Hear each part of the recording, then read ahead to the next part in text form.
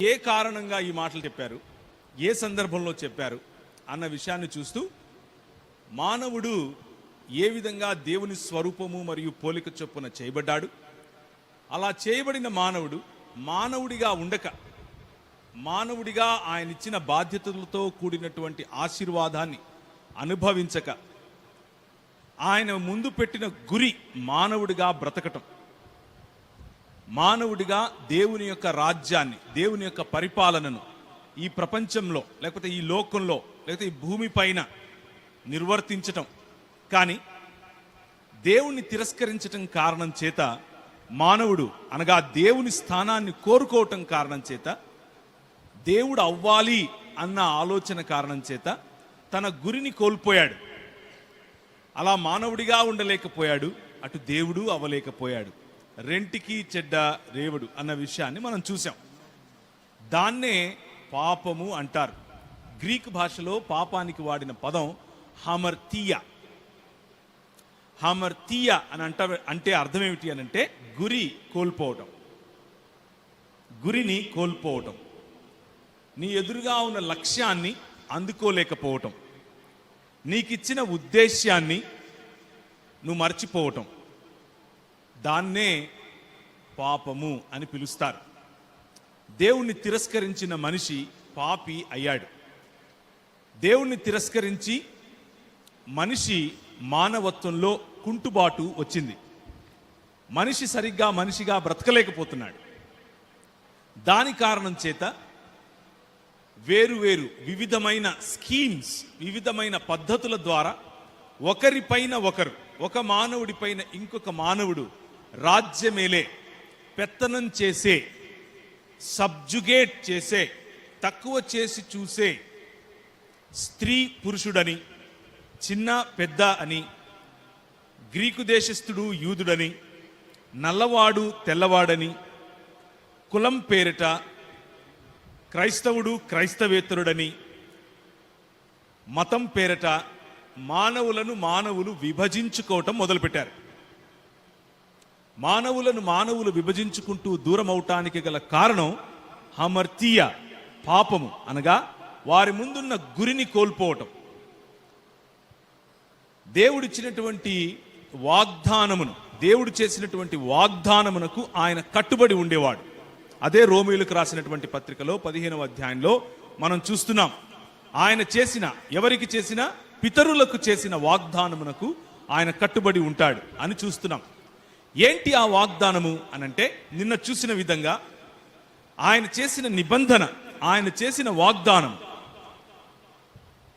నోవహుతో చేసిన వాగ్దానము, నిబంధన, నేను హతమార్చేవాడిని కాదు, నేను ప్రేమించి మిమ్మల్ని పునర్నిర్మించేవాడిని. అబ్రహాముతో చేసిన వాగ్దానం లేక నిబంధన, నేను నిన్ను ఎన్నుకున్నది ఈ లోకాన్ని విడిచి ఎక్కడికో తీసుకుని వెళ్ళటానికి కాదు, కానీ ఈ ప్రపంచంలోని ప్రతి వంశాన్ని ఆశీర్వదించటానికి, ప్రతి ప్రాంతాన్ని, ప్రతి దేశాన్ని, జన సమూహములను ఆశీర్వదించటానికి. అబ్రహాము కుమారుడైనటువంటి ఇస్సాకుతో చేసిన లేకపోతే యాకోబుతో చేసిన నిబంధన కూడా అదే. నీ ద్వారా జనములను ఆశీర్వదిస్తాను, రాజ్యముగా, నా స్వకీయ సంపాద్యముగా నేను చేసుకుంటాను, మానవులను తిరిగి నా ప్రజలుగా నేను చేసుకుంటాను అని దేవుడిచ్చినటువంటి వాగ్దానం, దేవుడు చేసినటువంటి వాగ్దానం, నశించిన లోకాన్ని వెదకి తిరిగి రక్షించటానికి ఆయన చేసిన వాగ్దానం. చిన్నప్పుడు నేను ఒక క్యాథలిక్ కుటుంబంలో పుట్టాను. మా అమ్మ క్యాథలిక్ సంఘానికి వెళ్ళేది. క్యాథలిక్ సంఘంలోనే మా పేర్లు పెట్టారు.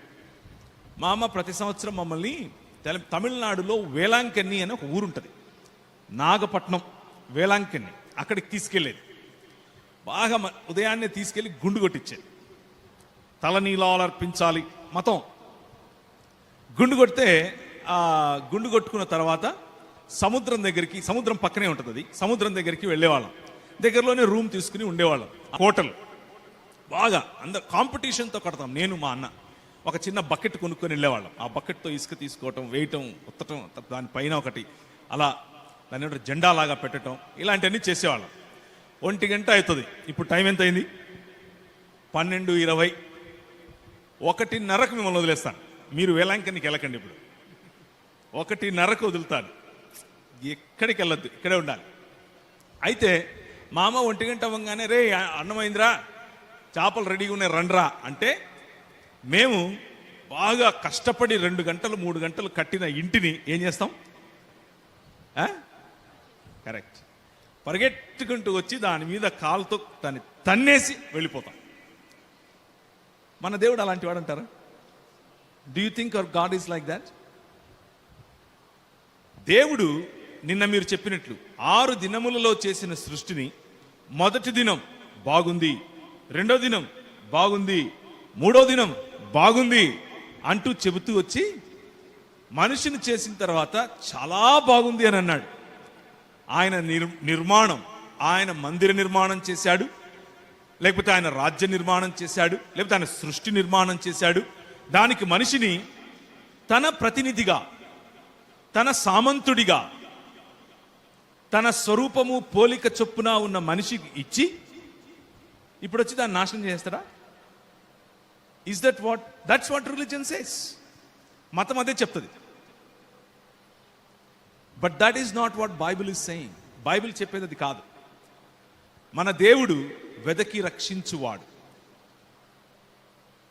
ఆయన క్రమము నుంచి క్రమము తప్పిన సమాజాన్ని, సమాజము క్రమము తప్పటం కారణం చేత, మానవుడు క్రమము తప్పటం కారణం చేత, మానవుడు తన గురిని కోల్పోవటం కారణం చేత భూమిలో వచ్చినటువంటి ఈ అక్రమాన్ని, గచ్చ పొదలను, ముండ్లను, చేదును, విషాన్ని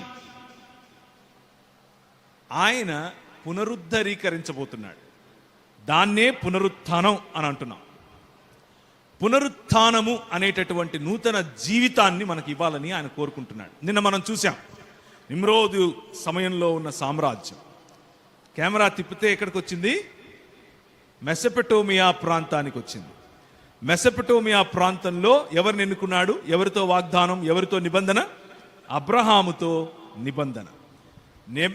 నిమ్రోదు అనే సూపర్ పవర్, లేకపోతే మనుష్యులలో అత్యధికమైన అధిపతి అని అనుకున్న ఆ సామ్రాజ్యంలో నుండి నోవహు, లేకపోతే ఆ సామ్రాజ్య కాలంలో నోవహు అక్కడి నుంచి మెసపెటోమియా అనేటటువంటి సివిలైజేషన్ ఉన్న సమయంలో అబ్రహాం, అక్కడి నుంచి అబ్రహాము పిల్లలను ఎక్కడికి తీసుకెళ్లాడు చెప్పాలి? ఐగుప్తు, ఈజిప్ట్.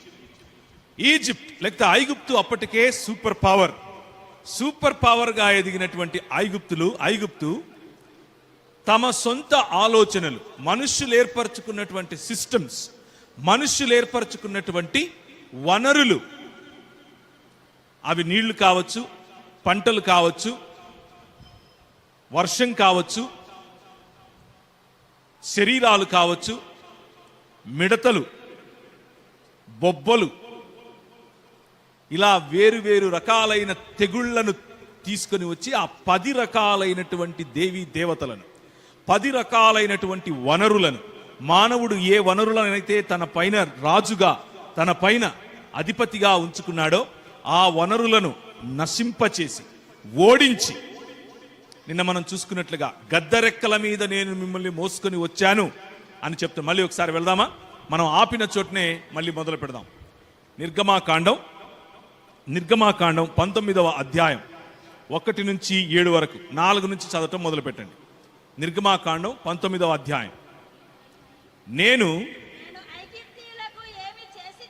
ఐగుప్తీయులకు ఏమి చేసి తినో మిమ్మును గద్దరెక్కల మీద మోసుకొని నా యొద్దకు మిమ్మును ఎట్లు తీసుకొని వచ్చి తినో మీరు చూచితిరి. ఆయన చేసిన వాగ్దానము తన యొద్దకు మళ్ళీ మనుష్యులను, తన యొద్దకు మళ్ళీ తన స్వరూపము పోలిక చొప్పున ఉన్న మనుష్యులను ఒక రాజ్యముగా, ఒక క్రమములోనికి, ఆయన మార్గములోనికి తెప్పించుకోవటం.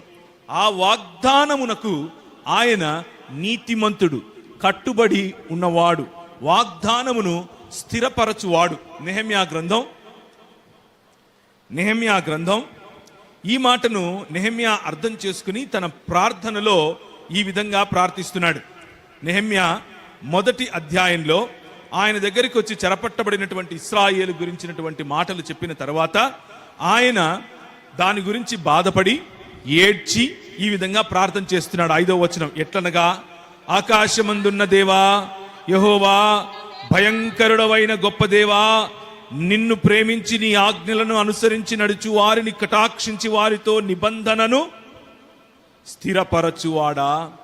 నిబంధనను స్థిరపరచు దేవుడు అన్నది దీన్నే దికాయసిన్ థియో అని అంటారు. అంటే ఆయన చేసిన వాగ్దానములను ఆయన స్థిరపరిచేవాడు.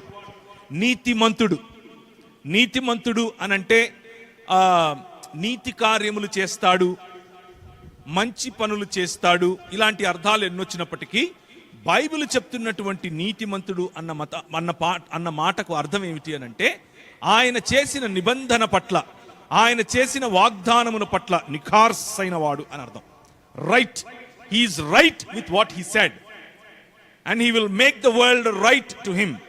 మనుషులను, సమాజములను, దేశములను, ప్రపంచాన్ని తిరిగి సరిచేస్తాడు. తిరిగి సరిచేసేటటువంటి ప్రణాళిక, ప్లాన్ ఆయనకు ఉంది. ఆ ప్లాన్ ను మనకు నిన్న కూడా మనం చూసుకుంటూ వస్తున్నాం. ఆ ప్లాన్ గురించి ఈరోజు మళ్ళీ మాట్లాడుకుంటాం. ఇశ్రాయేలీయులకు వెలుగు రావటానికి, మీకు వెలుగొచ్చింది, మీరు మళ్ళీ నిర్మింపబడతారు, దూరము నుండి మీరు తిరిగి వస్తారు అని ఎందుకు యెషయా ఈ 60వ అధ్యాయంలో చెబుతున్నాడు? నీకు వెలుగొచ్చింది అన్న విషయాన్ని ఎందుకు ప్రకటిస్తున్నాడు అనంటే ఇశ్రాయేలీయులకు చెప్తున్నాడు. ఇశ్రాయేలీయులు మీతో చేసిన నిబంధన, మీ ద్వారా ప్రపంచములను ఆశీర్వదిస్తాను అన్న నిబంధన, మీ ద్వారా జన సమూహములను నిర్మిస్తాను అన్న నిబంధన, మీ ద్వారా సమాజములను కడతాను అన్న నిబంధన, మీ ద్వారా మనిషిని మళ్ళీ మనిషిగా చేస్తాను అన్న నిబంధన, మీ ద్వారా మళ్ళీ సమాజములో మనుషుల మధ్య ప్రేమ, ఆప్యాయతలు, అనురాగం, గౌరవం, స్త్రీ పురుషుల మధ్య సమానత్వం, రాజ్యముల నడుమ నేను రాజుగా మీరు సామంతులుగా ఏలే రోజు, ఈ ప్రపంచాన్ని, ఈ భూమిని నా జ్ఞానము చేత, నాకు సంబంధించిన ఆలోచనల చేత, నా నడవడిక చేత, లేకపోతే నా మార్గముల చేత నింపేస్తాను. నిన్న మనం చూసాం హబక్కూకు గ్రంథం, చూసామా లేదా? That's the plan of God. తిరిగి నా నివాస స్థలము, మీ నివాస స్థలము ఒకటవుతుంది. తిరిగి నేను మీ మధ్యకొచ్చి నివాసం చేస్తాను. 10 రకాలైనటువంటి దేవీ దేవతలను ఓడించి ఆయన వారిని తీసుకుని వస్తున్నాడు, విడిపించి తీసుకుని వస్తున్నాడు. ఎవరి చేత విడిపించాడు? ఈ లోక సంబంధమైనటువంటి, ఈ లోక మర్యాదకు సంబంధించినటువంటి, పెత్తనం చేసేటటువంటి, మాకు కష్టమవుతోంది అనంటే ఇంకా ఎక్కువ పనినిచ్చేటటువంటి రాజు. మనుష్యులపై రాజులైనప్పుడు జరిగే అఘాయిత్యాలు, ఆ అఘాయిత్యాల నుండి, ఆ బానిస సంకెళ్ల నుండి వారిని విడిపించి నడిపించుకు తీసుకుని వస్తున్నాడు. రాజుకు కోపం వచ్చింది. ఈ మార్గం ఎలా సాధ్యం? I am the super power here. నన్ను ఓడించే మొనగాడు ఎవరు లేడనుకున్నాను. కానీ ఒక్క రాజు, నేను రాజు అని అంటున్నాడు. ఆయన ఎవరో కూడా నాకు కనబడట్లేదు. ఆయన మోషే దేవుడట. నాకు మోషేని సైతం దేవుడిగా నా పైన ఉంచాడట. ఎవరు ఈ రాజు? నేను ఆ రాజు ప్లాన్స్ నేను చిన్నాభిన్నం చేస్తాను. ఈ మనుషులను నేను పోనీయను, ఈ మనుషులను నేను హతమారుస్తాను అని అనుకున్నాడు. రథాలతో, ఆయుధాలతో వయలెన్స్ బాట, మళ్ళీ వయలెన్స్, మళ్ళీ రక్తం, మళ్ళీ కత్తులు. సామ్రాజ్యమంతా ఒకటైంది. వారికి ఉన్నటువంటి యుద్ధ శక్తి మొత్తం ఒడ్డించారు. ఆ యుద్ధ శక్తి మొత్తం రథాల మీద బయలుదేరారు, తరుముతున్నారు. వీళ్ళేమో మోషేని చూసి, ఇప్పుడేం చేయాలి? రాజన్నావు, దేవుడన్నావు, నిబంధనలను గుర్తు చేసుకున్న దేవుడన్నావు, నేను ఉన్నాను, నేను విన్నాను అని దేవుడు అన్నాడు అని అన్నావు. ఎక్కడన్నా విన్నారా ఈ మాట? ఈ రాష్ట్రంలో మీ రాజు అనలేదు, ఇంకో పక్క రాష్ట్రంలో ఇంకో రాజు అన్నాడు, నేను ఉన్నాను, నేను విన్నాను. అది ఇక్కడి నుంచి తీసుకుందే. నిన్న రాత్రి చూశాం కదా, పొద మండుతోంది కానీ కాలిపోలేదు. అందులో ఉన్న దేవుడు, అందులో నుంచి మాట్లాడుతున్న యెహోవా, దూతగా పిలువబడినటువంటి యెహోవా, నేను విన్నాను, వారి ఆర్తనాదాలు విన్నాను, నేను ఉన్నవాడను అనేవాడిని అని చెప్పాడు. చెప్పి తీసుకొస్తున్నాడు. బానే ఉంది, మరి ఇప్పుడు మేమేమవ్వాలి అని అన్నాడు. నీళ్లు చూస్తూ ఉండగా 2 పాయలయ్యాయి. సముద్రం 2గా విడిపోయింది. ఆ మృత సముద్రంలో, ఆ ఎర్ర సముద్రంలో మనుషులు నడవటం మొదలుపెట్టారు. బయటకు వచ్చారు. తరుముతూ వస్తున్నటువంటి సైన్యం అదే సముద్రంలో పడి నశించింది. వీరు మాత్రం హల్లెలూయా స్తోత్రం అని అనుకుంటూ 40 సంవత్సరాలు వాళ్ళను పోషించాడు. 40 సంవత్సరాలు వారు విత్తలేదు, వారు కోయలేదు, వారు కుప్పలుడ్చలేదు, వారు వండలేదు, వారు వార్చలేదు, వారి కడుపు నింపాడు ఈ రాజు. వారి దగ్గరికి పంటలు తీసుకెళ్లాల్సిన అవసరం లేదు. వాళ్ళందరూ కలిసి కుమారులను ఇవ్వాల్సిన అవసరం లేదు. వారందరూ కలిసి బలులు ఇవ్వాల్సిన అవసరం లేదు. వాళ్ళందరూ కలిసి ఏమీ చేయాల్సిన అవసరం లేదు. రాత్రి నోరు తెరుచుకుని పడుకుంటే పొద్దునికి నోరు నిండిపోద్ది. మన్నాతో వారిని నడిపించాడు ఈ రాజు రాజ్యం అరణ్యములో నేను మీ మధ్యకొచ్చి నివాసం చేస్తాను అని అన్నాడు. పగటిలో మేఘస్తంభముగా వాళ్ళ మధ్యకొచ్చి నివాసం చేశాడు. రాత్రిలో అగ్నిస్తంభముగా వారి వెంట నడిచాడు, వారి మధ్య నివాసం చేశాడు. దేవుడు వచ్చి సమాజముల మధ్య నివాసం చేయటం బైబిల్ యొక్క ప్రధానమైన థీమ్.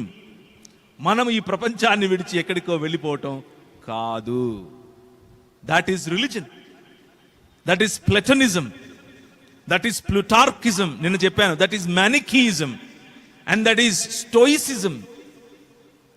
గ్రేకులు, అలాగే ఫార్సీలు, అలాగే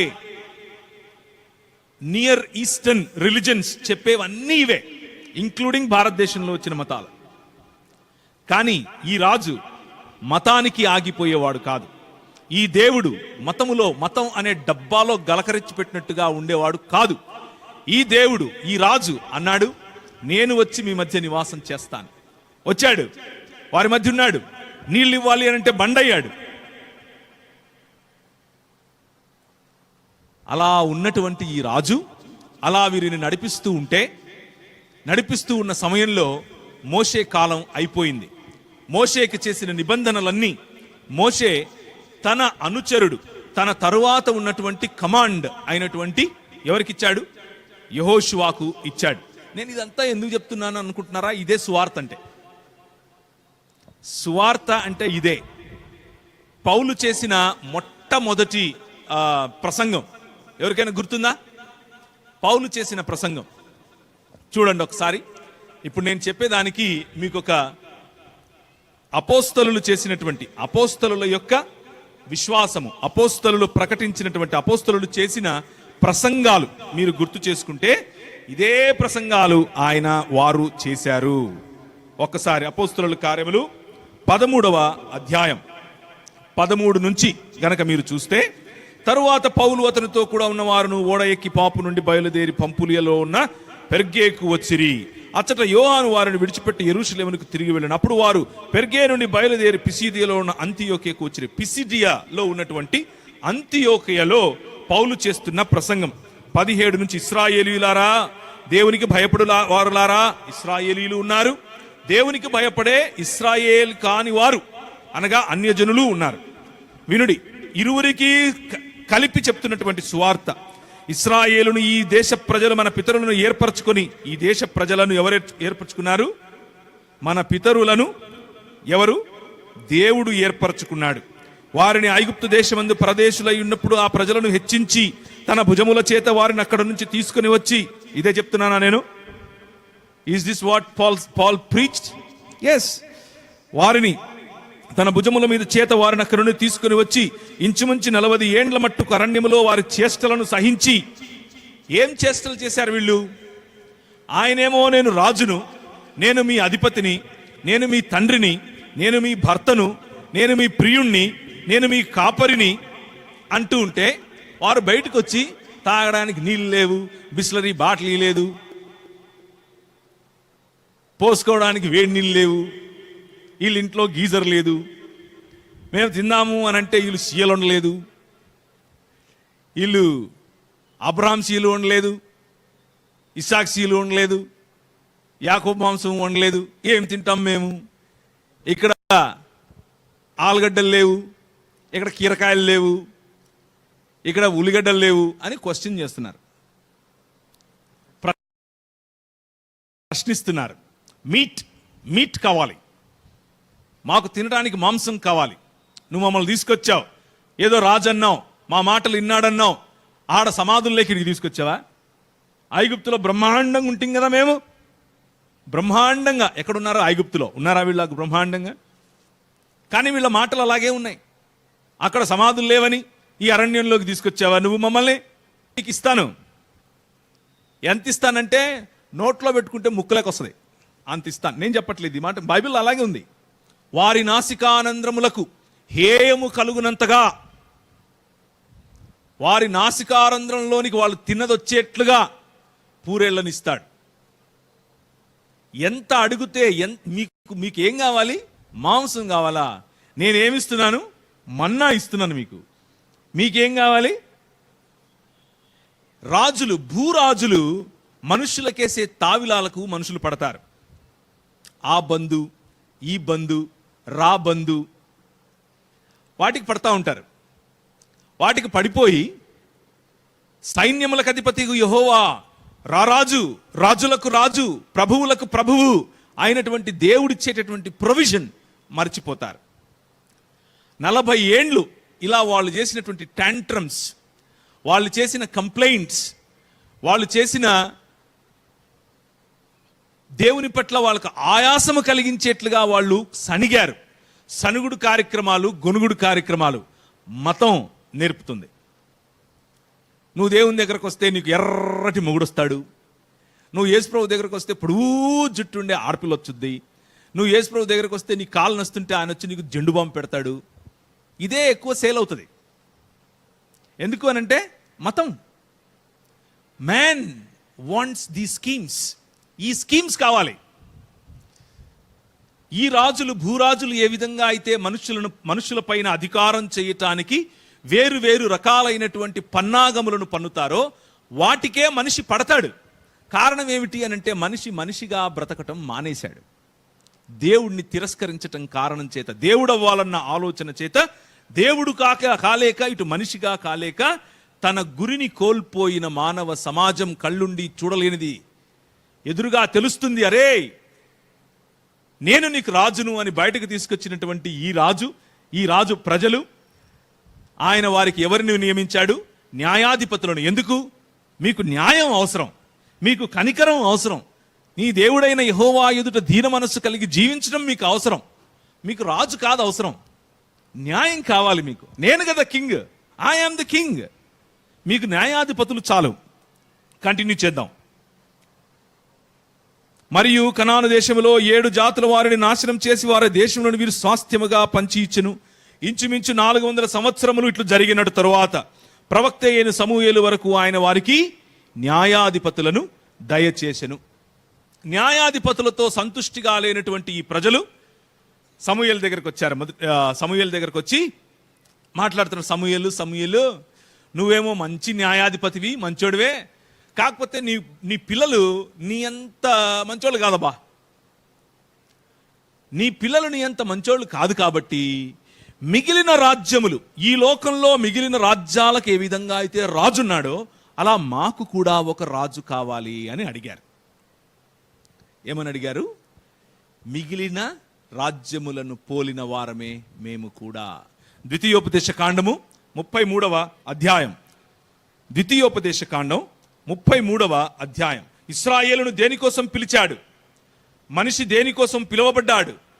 మనిషి దేవుని యొక్క స్వరూపమందు పోలిక చొప్పున దేవుని యొక్క వారసుడై, దేవుని యొక్క సామంతుడై రాజ్యము పరిపాలన చేయాలి అని పిలిస్తే, ఈ లోక మర్యాద చొప్పున నేను కూడా ఈ లోకంలో ఉన్నటువంటి వనరులను నా పైన రాజుగా చేసుకుంటాను అని అనుకున్నాడు. ఇశ్రాయేలును ఇప్పుడు పిలిచాడు. నేను నీకు రాజుగా ఉంటాను, నీ పైన రాజ్యం చేస్తాను, నీ ద్వారా అన్యజనులు అనేకులను ఆశీర్వదిస్తాను. మనం చదివినటువంటి 60వ అధ్యాయంలో మనం చదివినటువంటి మాటలు, మన ముందున్నటువంటి మాటలు, నీవు చూచి ప్రకాశిస్తావు, నీ గుండె కొట్టుకుంటుంది, ఉప్పొంగుతుంది, కన్నులెత్తి చుట్టూ చూడు, వీరందరూ కూడుకొని నీ యొద్దకు వస్తారు, నీ కుమారులు దూరం నుండి వస్తారు, ఒంటెలు సమూహము మిద్యాను ఎయిఫా లేత ఒంటెలు నీ దేశం మీదకి వ్యాపిస్తాయి, షేబ నుండి వస్తారు, బంగారు ధూపద్రవ్యం తీసుకొని వస్తారు కదా. నీ దేవుడైన యెహోవా నామమును బట్టి ద్వీపములు నా కొరకు కనిపెట్టుకున్నాయి. తర్షీషు ఓడలు మొదట వస్తాయి. ఇశ్రాయేలు పరిశుద్ధ దేవుని నామమును బట్టి దూరము నుండి నీ కుమారులు తమ వెండి బంగారాలు తీసుకొని వస్తారు.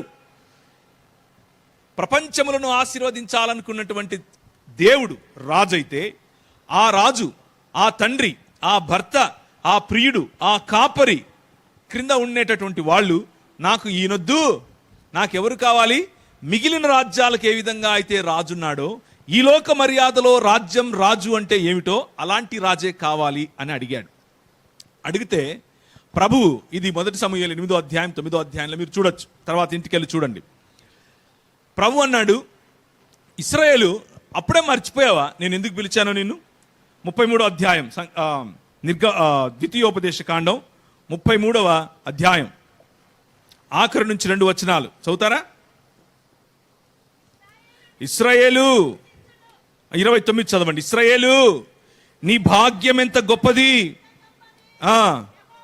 యెహోవా రక్షించిన నిన్ను పోలిన వాడెవడు?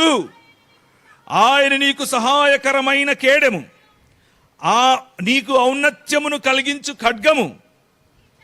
నీ శత్రువులు నీకు లోబడినట్లుగా వారు వేషాలు వేస్తారు. నీవు వారి ఉన్నత స్థలాలను తొక్కుతావు. నిన్ను పిలిచింది దేనికి? నీ చుట్టుపక్కల ఉన్నటువంటి రాజ్యముల మాదిరి మారిపోవటానికా? కాదు. వారి మార్గంలోనికి నువ్వు వెళ్ళిపోవటానికా? కాదు. వాళ్ళకు రాజు ఉన్నాడు, మాకు రాజు కావాలి. వాళ్ళ రాజు కోటలు కట్టుకున్నాడు, మేము కోటలు కట్టుకుంటాం. వాళ్ళ రాజుకు సైన్యం ఉంది, మాకు సైన్యం కావాలి. వాళ్ళ రాజు కత్తులు, ఈటలు, బర్రెలు పట్టుకొని తిరుగుతున్నాడు, మేము అలాగే తిరుగుతాం. వాళ్ళ రాజు గుర్రాలు ఎక్కి తిరుగుతున్నాడు, మాకు ఒక రాజు ఉండి గుర్రం ఎక్కాలి. నేను రాజును. మిమ్మల్ని ఏనాడైనా ఇవన్నీ అడిగానా? పన్నులు అడిగానా? శిస్తులు అడిగానా? కానుకలు ఇమ్మన్నానా? నాకు రొట్టెలు ఎత్తమన్నానా? నేను నడుస్తూ ఉంటే నా పైన పన్నీరు చల్లండి అని అన్నానా? నేను నడుస్తూ ఉంటే మీ పిల్లలు వచ్చి నేను అలిసొస్తే నా కాళ్ళు పట్టండి అన్నానా? నాకు మసాజ్ చేయండి అని అన్నానా? మీరు సంపాదించిన సంపాదనలో నుండి నాకు నా అంగరక్షణ కోసం, నా అంతఃపుర రక్షణ కోసం, నేను అనుకుంటున్న నా రాజ్యం కోసం నీ పిల్లలను నేను బలి తీసుకునేట్లుగా నేను ఏ రోజైనా చేశానా? యుద్ధము యెహోవాది, నేను చేశాను యుద్ధం. ముందు సముద్రం ఉంటే దాన్ని చీల్చి పాడేశాను. ఇలా ఇంతవరకు గోదావరి కనికి వెళ్ళాను. పెద్ద నది గోదావరి నది. ఎక్కువగా నేను గోదావరి ప్రాంతానికి కూడా వెళ్తుంటాను. ఇదే నది మన గోదావరి ప్రాంతాల్లో కూడా కనిపిస్తుంది. ఇక్కడ నుంచి పొరలి పొరలి అక్కడికి వెళ్తుంది. పెద్ద నది, విశాలమైన నది. అలాంటి నది యోర్దాను నది. యోర్దాను నదిని యెహోషువ ఇలా నిలబెట్టాడు. యుద్ధము యెహోవాది అన్నాడు. నడవండి అంటే నడుచుకుంటూ వచ్చారు. కోటలు కట్టుకొని ఆ చుట్టుపక్కల రాజులు ఉంటే జస్ట్ వీళ్ళు దాని చుట్టూ తిరిగి బాకానాదం ఊది స్తుతితో పాటలు పాడితే కోటలు అని పడిపోయి అవన్నీ మర్చిపోయారు. అవన్నీ మర్చిపోయి ఏం కావాలంటున్నారు? మాకు కూడా ఈ లోక మర్యాద చొప్పున రాజు కావాలి అని అడిగితే సమూయేలు దేవుని దగ్గరికి వెళ్ళి, ఏమయ్యా ఇలాగైపోయింది, ఏంటి నా పరిస్థితి అన్నాడు. సమూయేలుతో ప్రభు అన్నాడు, డోంట్ వరీ, వాళ్ళు తిరస్కరిస్తున్నది నిన్ను కాదు, నన్ను. They are not rejecting you Samuel, they are rejecting me. ప్రతి సమాజములో ఇదే జరిగింది. ఆదాము రిజెక్టెడ్ మీ, నోవహు సమయంలో సమాజం రిజెక్టెడ్ మీ, మెసొపొటేమియా సమాజం రిజెక్టెడ్ మీ, ఈజిప్షియన్ సమాజం రిజెక్టెడ్ మీ. వీళ్ళందరికీ ఒక సొల్యూషన్ ఇవ్వాలి అనుకుని నేను ఇశ్రాయేలును పిలిస్తే ఇశ్రాయేలు కూడా రిజెక్టింగ్ మీ. మతం ఏం చెప్తుంది? మతం ఏం చెప్తుంది అని అంటే, దేవుడు ఉగ్రుడై ఉన్నాడు, దేవుడు కోపగించుకొని ఉన్నాడు, నువ్వంటే ఆయన కోపం, నువ్వు తప్పెప్పుడు చేస్తావా అని కట్టబట్టుకొని రెడీగా ఉన్నాడు బడిత పూజ చేయటానికి. మతం ఇది చెప్తుంది. ఆయన ఆదాం పాపం చేశాడు కాబట్టి ఆయన పాపం నీ మీదంతా పూసేసి మీలో కొంతమందిని ఆయనకి ఇష్టం వచ్చిన వాళ్ళని, ఆయనకి ఎవరికి ఇష్టం ఉంటే వాళ్ళనే, ఎందుకు ఏమిటి అని నువ్వు అడగకూడదు. మళ్ళీ నువ్వే మనిషివి, నీకంత సీన్ లేదు. ఆయన ఎవరికి ఇష్టం ఉంటే వాళ్ళను కొంతమందిని తీసుకుని పరలోకంలోకి తీసుకెళ్ళిపోతాడు, మిగిలిన వాళ్ళందరినీ తీసుకెళ్ళి నరకంలో పడేస్తాడు. ఇది మతం చెప్తుంది. బైబిల్ ఏం చెప్తోంది? నేను చెప్పేది మీకు ఎబ్బెట్టుగా ఉందేమో, పిల్లల్ని ఎప్పుడన్నా అడిగి చూడండి, మనం చెప్పే సువార్త వాళ్ళకి అలాగే అర్థమవుతుంది. ఓ జీసస్ చూస్తున్నాడు, నేను చేశాను కదా, ఇంకా నన్ను కొడతాడు, నాకు శాపం ఇస్తాడు, నేను ఇలా చేస్తే నాకు అదవుతుంది, నేను అలా చేస్తే నాకు ఇదవుతుంది. ఇది మతం. వాక్యం, దేవుని వాక్యము, దేవుని రాజ్యమును గురించినటువంటి వాక్యం ఏం చెప్తుందంటే, ఆయన తండ్రి ప్రేమించేవాడు. మనము ఆయనని రిజెక్ట్ చేస్తున్నాం, ఆయన మనల్ని రిజెక్ట్ చేయట్లేదు. హీ వాంట్స్ టు బిల్డ్ అస్. ఆయన మనల్ని పునర్నిర్మించాలనుకుంటున్నాడు. ఆయన మనల్ని ఒక నిజమైన మానవ సమాజముగా మనల్ని మార్చాలనుకుంటున్నాడు, రూపాంతరములోనికి తీసుకెళ్లాలనుకుంటున్నాడు. మనం మాత్రం మతం కట్టుకుని ఆయనను మాటి మాటికి రిజెక్ట్ చేస్తున్నాం. He is a sovereign God. ఆయన సార్వభౌమాధికారి. ఆయన సార్వభౌమాధికారంలో ఆయన నిర్ణయం, ఆయన ప్లాన్ ఏమిటి? నిన్న మనం చదివాం. ఏం చదివాం? యెషయా గ్రంథంలో చదివాం. ఏమని చదివాం? చదువుతారా మళ్ళీ? What is the plan of God? దేవుని యొక్క ప్రణాళిక, దేవుడు వేసుకున్నటువంటి ప్లాన్ ఏమిటి? యెషయా గ్రంథం 45వ అధ్యాయం 18వ వచనం. మాటికి వీటిని గుర్తు చేసుకోండి. ఆకాశమునకు సృష్టికర్తయగు యెహోవాయే దేవుడు. ఆయన భూమిని కలుగజేసి దానిని సిద్ధపరచి స్థిరపరచి నిరాకారముగా ఉండునట్లు ఆయన దాన్ని చేయలేదు, నివాస స్థలముగా ఉండటానికి చేశాడు. నేను వేళాంగనికి వెళ్ళి ఇసుక మేడలు కట్టేసి దాన్ని మళ్ళా కూల్చటానికి నేను మా అన్న అయితే ఎలా చేసేవాళ్ళమో అలాంటి వాడు కాదు. దాన్ని శాశ్వతంగా ఉంచటం కోసం చేశాడు.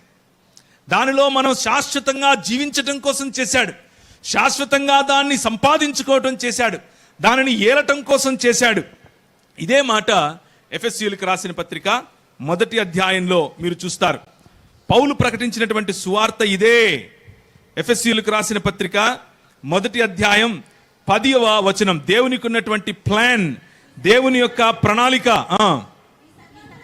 దేవునికి ఒక సంకల్పం ఉంది. ఆ సంకల్పాన్ని బట్టి, లేకపోతే ఆ ప్లాన్ బట్టి ఆయన పరలోకములో ఉన్నవే గాని భూమి మీద ఉన్నవే గాని సమస్తమును క్రీస్తునందు ఏకముగా సమకూర్చాలని తనలో తాను నిర్ణయించుకున్నాడు. God's plan is bigger than religious small. చిన్న సంకుచిత భావం కాదు దేవునిది. ఈడు నవ్వాడు, ఈయన అగ్నిలో వేసేయి, ఈడు దగ్గాడు, ఈయన తీసుకెళ్ళి వేసేసేయి, ఈడు కుంటాడు, ఈయన తీసుకెళ్ళి అగ్నిలో వేసేసేయి. He is not a cheap religious monster. మతం ప్రకటిస్తున్నటువంటి ఒక నియంత లాంటి దేవుడు ఆయన కాదు. ఆయన ప్రేమామయుడు.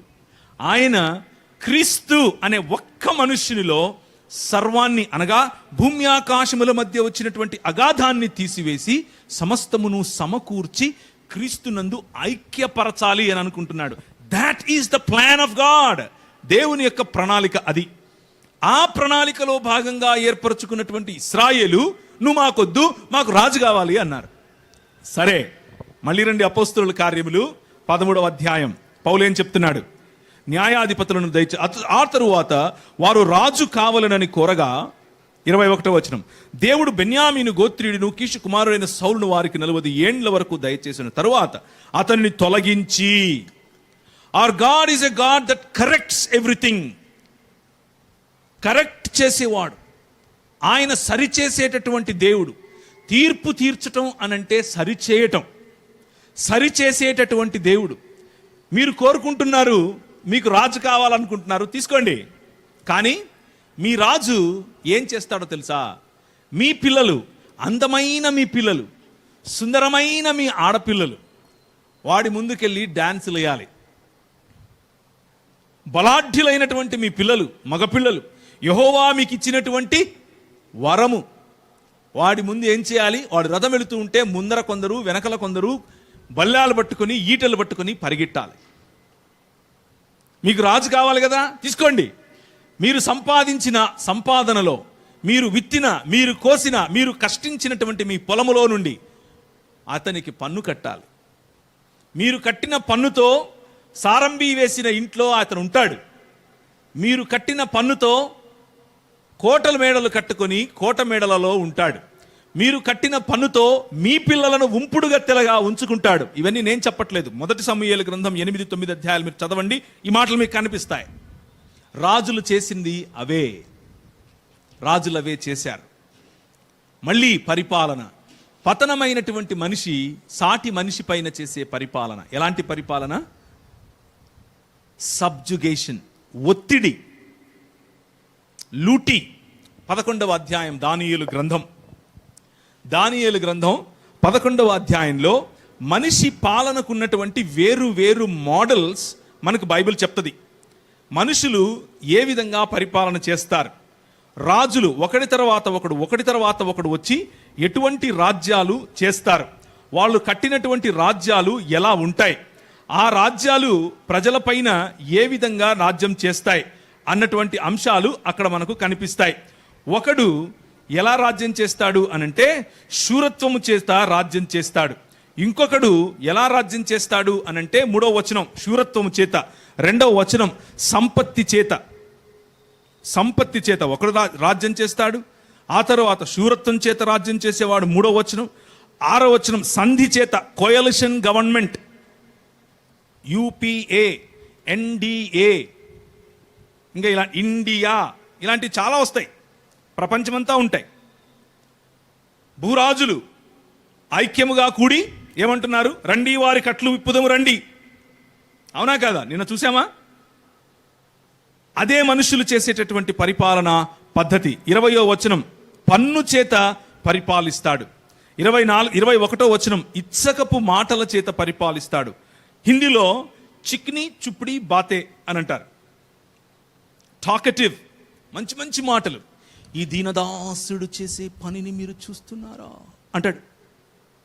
మతం నీ పైన పరిపాలన చేయటానికి ఇచ్చకపు మాటలు, బాగా దురద చెవులు ఉంటాయి మనకు, వాటిని గిల్లే మాటలు, ఆ మాటల చేత పరిపాలన. ఇది ఎక్కడో జరుగుతున్న, లోకంలో జరుగుతున్న పరిపాలన గురించి నేను మాట్లాడుతున్నాను అనుకోండి. నో, మీరు కట్టుకున్న ఈ మతంలో జరిగే పరిపాలన గురించి కూడా చెప్తున్నాను. ఈ పరిపాలనకు, మనుష్యుని యొక్క పరిపాలనకు మీరు కట్టుకుంటున్నటువంటి ఈ మతానికి, ఈ మతం కూడా దాని పక్కనేమి లేదు. ఇందులో కూడా ఈ పరిపాలనే ఉంది. మనుష్యుల పరిపాలన, ఇచ్చకపు మాటల చేత పరిపాలన. నేను మీ ఇంటికి వస్తాను, ఏమిస్తారు? మీరు మా ఇంటికి రండి, ఏం తెస్తారు? ఇది ఈనాడు ఈ సంఘాలను పాలించే వారి యొక్క పరిపాలన. దోపుడు సొమ్ము చేత పరిపాలన. 24వ వచనం, 28వ వచనం నిబంధనలకు వ్యతిరేకంగా పరిపాలన. నిబంధన ఏమిటి? అన్నిటినీ సమకూర్చి క్రీస్తు యేసునందు ఐక్యపరచడం నిబంధన. నిబంధన వ్యతిరేకం ఏమిటి? ఇదంతా మాయ బ్రదర్, ఇక్కడి నుంచి మనం వెళ్ళిపోతాం బ్రదర్ అనేది నిబంధనకు వ్యతిరేకం. క్లియర్గా కనిపిస్తుంది కదా. మతం యొక్క పరిపాలన ఇలాగే ఉంటుంది, నిబంధనకు వ్యతిరేకంగా చేసే పరిపాలన. ఈ 36 హెచ్చించుకోవటం ద్వారా పరిపాలన. మా ఊర్లో ఒక ఆయన ఉన్నాడు హైదరాబాద్లో. ఆయన ఇలా నడుచుకుంటూ వచ్చి ఇలా షూస్ ఇప్పితే ఆయన మళ్ళా వెనక్కి వచ్చేటప్పుడు తిప్పి పెట్టాలి. ఆయన ఇలా అంటే పరిగెట్టుకుంటూ వచ్చి కోట్ తీసుకుంటారు. అక్కడ కూర్చొని ఉంటాడు. ఆ నుంచి ఇక్కడికి రావడానికి ఆయనకు బైబిల్ మోసేదానికి ఒకటి కావాలి. భలే ఉంటారు అసలు మన రాజులు, సూపరు. మన రాజులను తన్నే రాజులే పుట్ల. ఇంకా ఎందుకు అనంటే, ఇదిగో అందమైన సమాజం నెత్తిన మాకు రాజు కావాలి అని అడిగింది. మాకు నువ్వొద్దు, నువ్వు ఒక్కడే ఉంటే మాకు సరిపోదు, మాకు రాజు కావాలి అని అడిగింది. ఆ రాజులు ఏం చేస్తున్నారు? ఈ మోడల్సే ఉపయోగిస్తున్నారు. హెచ్చించుకోవటం, విగ్రహారాధన ద్వారా పరిపాలన. 38వ వచనం, 39వ వచనం విభజించటము ద్వారా పరిపాలించటం. విభజించి పాలించటం, మనుషులను విభజించి పాలించటం ఈ లోక మర్యాదలో ఉన్న రాజులు, అధికారులు తీసుకునేటటువంటి ఒక పద్ధతి.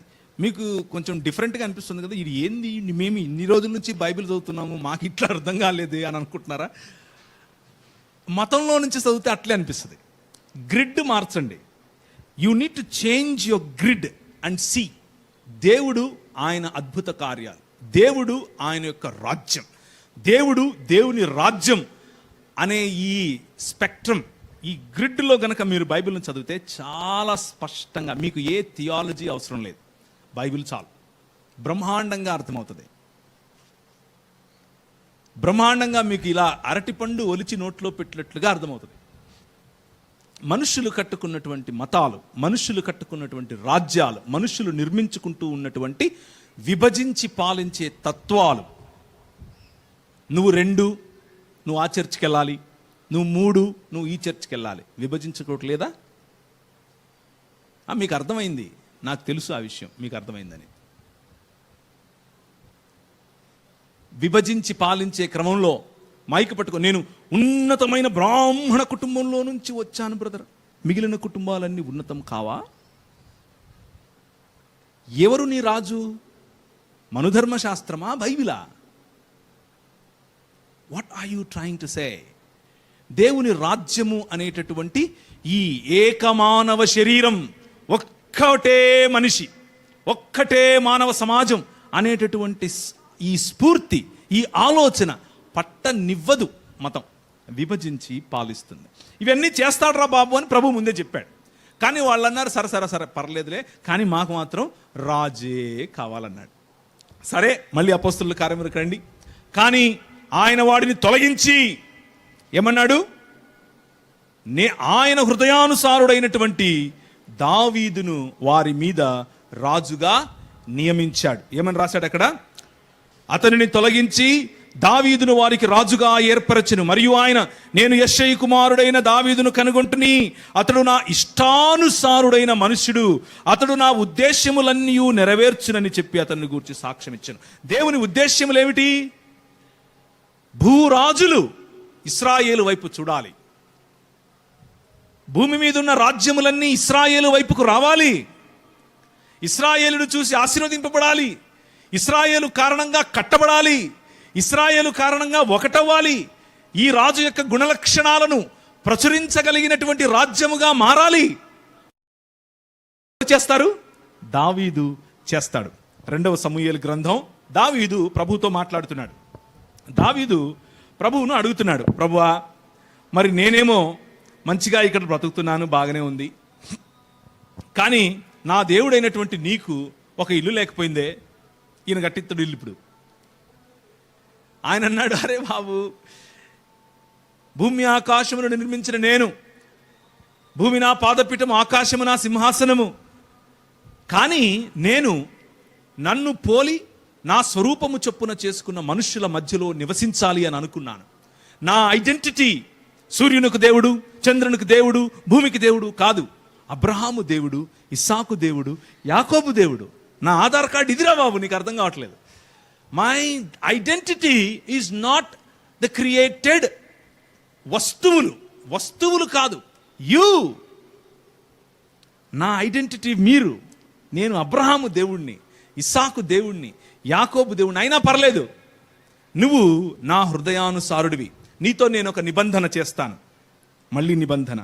2వ సమూయేలు గ్రంథం 7వ అధ్యాయం 8 నుంచి 17 వరకు. 2వ సమూయేలు 7వ అధ్యాయం 8 నుంచి 17 వరకు చదువుతారా?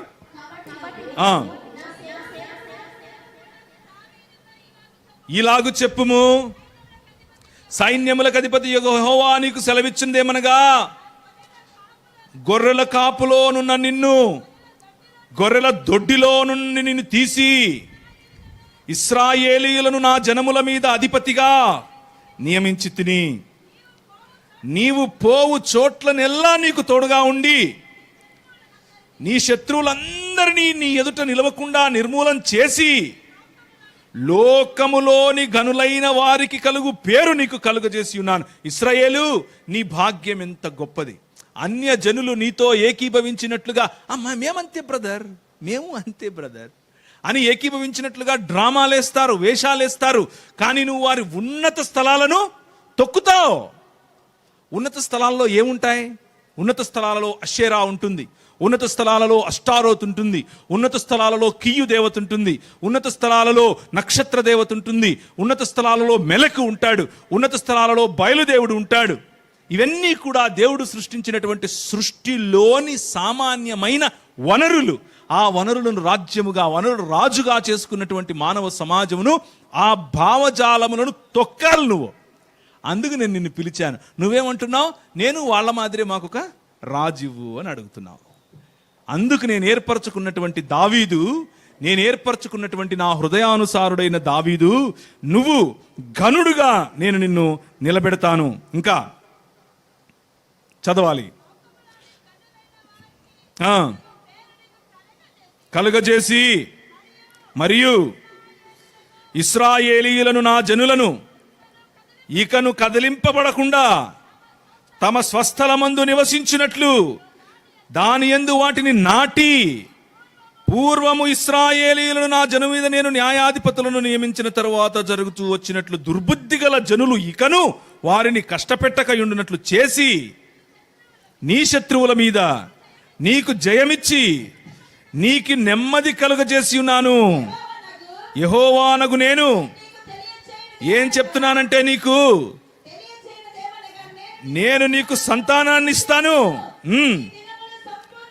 నీ దినాలు సంపూర్ణాలైనప్పుడు నీవు నీ పితరులతో నిద్రించిన తర్వాత హెచ్చించి స్థిరపరుస్తాను. నా నామ ఘనత కొరకు ఒక మందిరాన్ని కట్టిస్తాడు. ఆ రాజ్య సింహాసనమునే నిత్యముగా స్థిరపరుస్తాను. ఇది డేవిడ్. అతనికి నేను తండ్రిగాను, అతడు నాకు కుమారుడై ఉండను.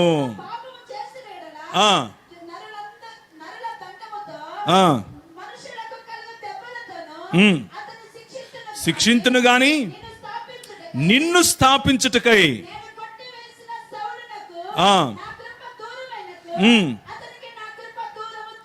నా కృప దూరము చేయను. నేను దండిస్తాను, నేను సరిచేస్తాను, కానీ నా కృప దూరం చేసుకునేవాడిని కాదు. I'm God that wants to restore human life.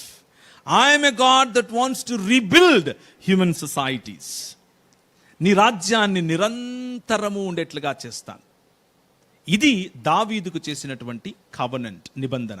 మొదటి నిబంధన నోవహు, రెండవ నిబంధన అబ్రహాము, మూడవ నిబంధన ఇస్సాకు, అలాగే యాకోబు, నాలుగవ నిబంధన యాకోబు కుమారులైనటువంటి ఇశ్రాయేలుకు మోషే ద్వారా ఇచ్చిన నిబంధన. ఇప్పుడు ఐదవ నిబంధన దావీదు నిబంధన. రాజ్యం ఎప్పటికీ నిలిచి ఉండే రాజ్యం. నీ కుమారుడిలో నుండే ఆ రాజ్యాన్ని తీసుకొని వస్తాను. నీ కుమారుడిలో నుండే ఆ రాజ్యం ఉంటుంది. ఆయన నెక్స్ట్ వెంటనే వచ్చిన కుమారుడు సొలొమోను. ఆ సొలొమోను మందిరాన్ని నిర్మించాడు. దేవుని షకీనా మహిమ అక్కడికి దిగి వచ్చింది. గుర్తుందా మీకు? 2వ సమూయేలులో ఆయన మందిర నిర్మాణం చేయటం, అక్కడ నుంచి ఆయన ప్రతిష్ఠించిన సమయంలో ప్రార్థించిన సమయంలో యెహోవా షకీనా మహిమ అక్కడికి దిగి రావటం. The presence of the Lord comes to human beings. మనుషుల మధ్యకు ఆయన దిగి రావటం. మందిరము లేకపోతే గుడారము అనగా it is a microscopic expression where God meets human beings. మనుష్యులను దేవుడు కలుసుకునే, లేకపోతే దేవునితో మనుష్యులు కలుసుకునే, లేకపోతే భూమి ఆకాశముల కలయిక యొక్క, మర్త్యామర్త్యముల యొక్క కలయిక యొక్క, నశించిపోయే ఎప్పటికీ నశించినటువంటి రాజ్యముల యొక్క ఇంటర్లాకింగ్, ఇలా కలిసిపోయేటటువంటి ఒక ప్రదేశమే మందిరం అంటే. ఆ మందిరాన్ని నీ కుమారుడు నిర్మిస్తాడు. ఆ కుమారుడి వరకే ఆగిపోయావు. నీ వంశములో నుంచే ఇంకొక కుమారుడు వస్తాడు. ఆయనతో నేను చేసే నిబంధనను చూద్దువు గాని అన్నట్లుగా పౌలు మనతో మాట్లాడుతున్నాడు. ఇప్పుడు ఒకసారి చూడండి మళ్ళీ అపోస్తలుల కార్యములు 13వ అధ్యాయం. నా ఉద్దేశ్యములన్నీ నెరవేర్చునని చెప్పి అతని గురించి సాక్ష్యం ఇచ్చాను. 23 అతని సంతానము నుండి దేవుడు తన వాగ్దానము చొప్పున ఇశ్రాయేలు కొరకు రక్షకుడగు యేసును పుట్టించెను. This is the context. ఈ సందర్భంలో మనము అడ్వెంట్ను జరుపుకుంటాం. ఈ సందర్భంలో మనము ఇశ్రాయేలు నీకు వెలుగొచ్చింది అన్న మాటలు అర్థం చేసుకోవాలి. ఈ సందర్భంలో సమస్త మనుష్య జాతికి రావాల్సినటువంటి వెలుగు వచ్చింది అన్న విషయాన్ని మనం అర్థం చేసుకోవాలి. ఏదో ఊరికే సుత్తి థియాలజీ చెప్పటం కాదు. This is the story of our anthropology. మనుష్యుల మానవ జీవన మనుగడకు కావలసినటువంటి సంపూర్ణమైన కథనం. ఇప్పుడు స్టోరీ ఎక్కడికి తిరిగింది? మొదట నిమ్రోదు సామ్రాజ్యం, ఆ తర్వాత మెసొపొటేమియా, ఆ తర్వాత ఐగుప్తు, ఆ తర్వాత ఇప్పుడు ఎక్కడికి వచ్చింది? ఇశ్రాయేలు దగ్గరికి వచ్చి నిలబడింది.